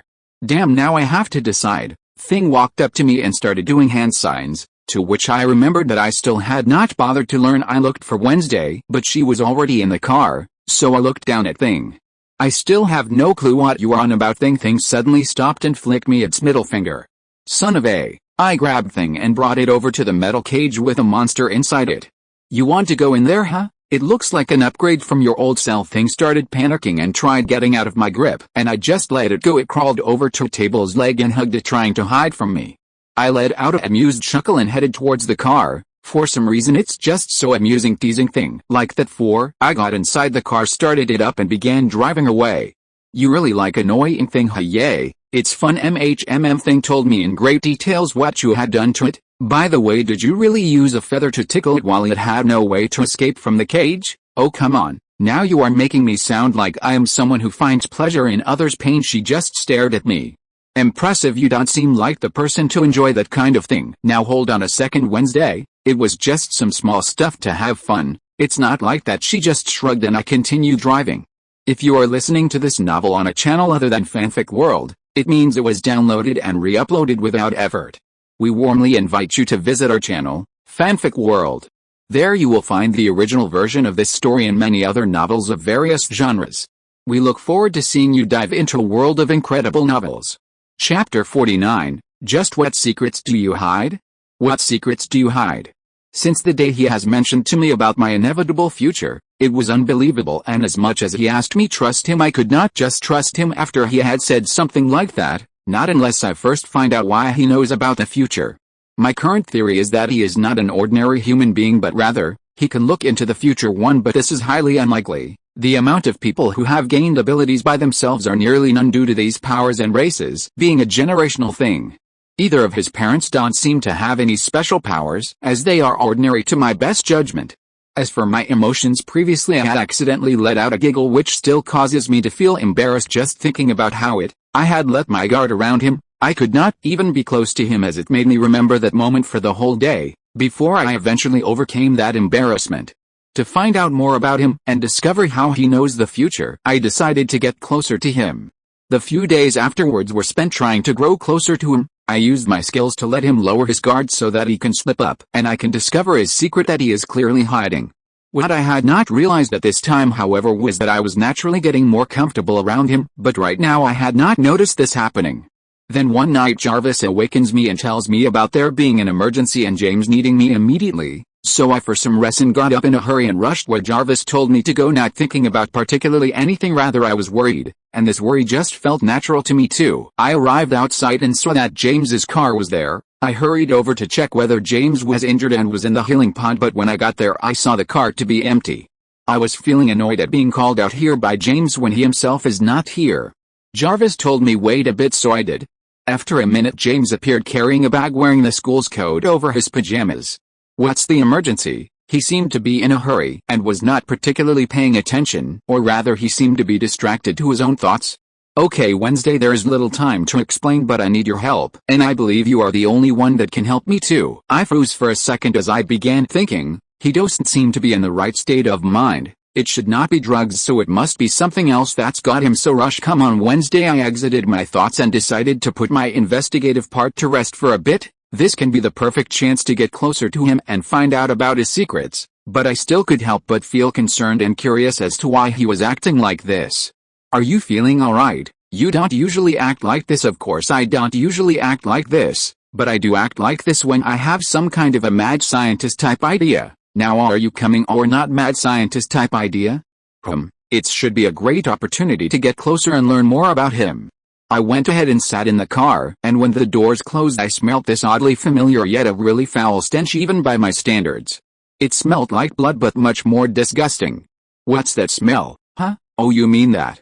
Well, do you remember that monster that attacked us in the restaurant? How could I forget? Long story short, it's an immortal and I had a battle with it, which I ended up winning, and that smell is the blood of that monster stained in the backseat. Huh? What? Wait, slow down. Immortal battle? You won? Yes, Wednesday, that's literally what I said. Or whatever, I'll explain later. We have more pressing matters right now, though, even more pressing matters than turning out that monster is an immortal, which I highly doubt, but rather he fought it and even defeated it.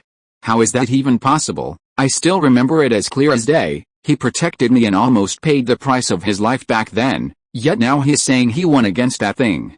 And why is he even saying these things to me? Although he seems to be really occupied with himself, it's impossible for him to just say random things like that. Just why is he trusting me so much?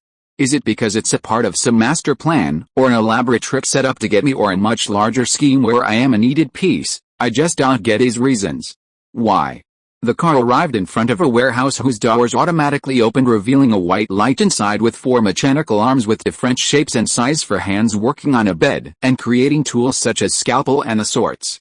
I still am failing to understand why he is putting such trust in me. I highly doubt his family knows about this place, As the car drove in, I saw a rectangular metallic floorboarding on a place at the almost entrance of the gates, and a giant metal box at the corner of the warehouse, a table with a chair, robotic hands working on things as we drove in. It all seemed like a mess really. There was no design or anything, just randomly placed objects, which annoyed me as I am an organized person when I want to find out how he knows about my future, which I had confirmed he knew. After that vision with that girl he called Goody, I had not told anyone such a thing happened to me. Yet he somehow managed to tell me exactly what happened in that vision and the future, so there's a high chance the future he said is very well real. Right now over finding out how he knows the future, which I already have theory on. I want to know, why does he trust me enough to show me all of this, too? Chapter 50, Hunger shall now be my #1 enemy.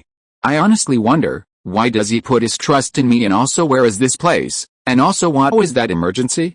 So I proceeded to ask him what the big emergency was, and boy, did he give a crazy answer.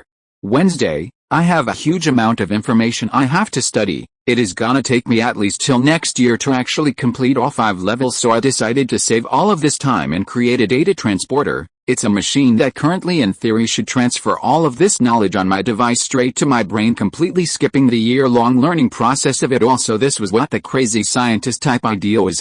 I got out of the car, but I didn't speak, waiting for him to continue to speak and explain why I am here. I will build the machine. Jarvis will be the one doing the surgery, but Jarvis will need an extra hand, just to make sure I don't die. Savvy, one what? Okay, I don't know what exactly I'm supposed to do. Jarvis will explain to you what you will be doing while I create the machine now. Go on. Also, did he just say savvy? 5 okay. But are you sure this is a dangerous thing he is thinking of, and I just can't let him die now, can I? Wednesday, I am preparing for all possible situations in my head. If it still goes bad with all this preparations, well shit, why spend a whole year learning this stuff when I can just make it easier? He hurried over to table and I just observed him as he started speaking towards the table. I think he might actually be on drugs. I saw him continue speaking and then heard another voice, which I assume is Jarvis, as his old British butler accent is hard to miss. 3. I was led to another place not too far from James, where in front of him I noticed the table suddenly lit up, showing different informations on it, and James manipulating the things on there with a move of his hands, which was shocking, leaving me wondering how he is doing that. Jarvis proceeded to explain to me about how James built a suit which he had used to defeat this monster. I wanted to find out more, but Jarvis shut me down and told me that this is for James himself to explain, to which I couldn't disagree. After all, I still remember all of that happening, so how can I not want an explanation from him about how he suddenly defeated that monster that he was powerless to resist against. Jarvis then proceeded to explain to me what the surgery is about, what role I will be playing in it. The more he explained, the stronger the question in my mind got. He is trusting me with his life, just why? After Jarvis was done explaining everything, I headed towards James, who was super concentrated on the screen, with a suggestion. James, Jarvis has told me about it, but I think it would be best if I can get Thing, as it will be able to lend a hand in making the medicines. I had thought about how Thing would be a great helping hand in this situation, as the more hands there are, the better the surgery will go. What? Was that a pun just now? What? Oh. Thing, lending a hand. This is just... Yeah, sure, you can go get Thing. Okay, I quickly headed towards the car and got inside of it, wondering why I keep doing these stupid things in front of him, and feeling super embarrassed. The car drove back to school, where I headed inside and got Thing, still feeling embarrassed about what happened at the warehouse. Luckily, on the drive back, I calmed myself down much quicker than I had done compared to the first time. When I had arrived with Thing, James still seemed to be concentrating in making the machine with parts I didn't know where he got from. He told me to get the bag filled with medicines and make the medicines with plants whose origins he refused to share. I got to making the medicines with help of Thing, boosting the production, all of it being instructed by Jarvis. We worked for 2 whole hours and I was starving by now and was gonna say something to James, but when I saw his concentrated face I decided against it and just appreciated his look of concentration for a few minutes before getting back to work. And an hour later he finally spoke. Wednesday, are you hungry? I most certainly do not like the feeling of starving. I have already moved on to the afterlife due to hunger. Thank you for asking. PFFT, haha, nice. Damn it, I let my hunger cloud my mind, and I let my guard down once again. Damn it, why is it so hard to keep my guard on around him all the time? I do it with everyone, even my parents, so why is it so difficult to keep it on around him? Yay, let's go get something to eat. Although at this time not a lot of places will be open, I didn't want to continue speaking to avoid something like this happening again, so I just shrugged and headed towards the car, ignoring his attempt at making conversation. I was in my own thought when I noticed him grabbing Thing and taking him towards a metal cell, scaring Thing, to which Thing started panicking and ran away, and he seemed amused by this. He headed back into the car and started driving out of the warehouse. You really like annoying Thing, huh? Yay, it's fun. Thing told me in great details what you had done to it. By the way, did you really use a feather to tickle it while it had no way to escape from the cage? Oh come on, now you are making me sound like I am someone who finds pleasure in others' pain, does he? Impressive, you don't seem like the person to enjoy that kind of thing. Damn, this hunger is really impeding my abilities right now. I just teased him. Now hold on a second, Wednesday, it was just some small stuff to have fun, it's not like that. End of this chapter. Thank you so much for reading until the end. Don't forget to give it a like. Looking for more exclusive content and immediate access? Subscribe to our Patreon. Remember, every like, subscription or donation encourages us to continue. Thank you all, see you in the next video.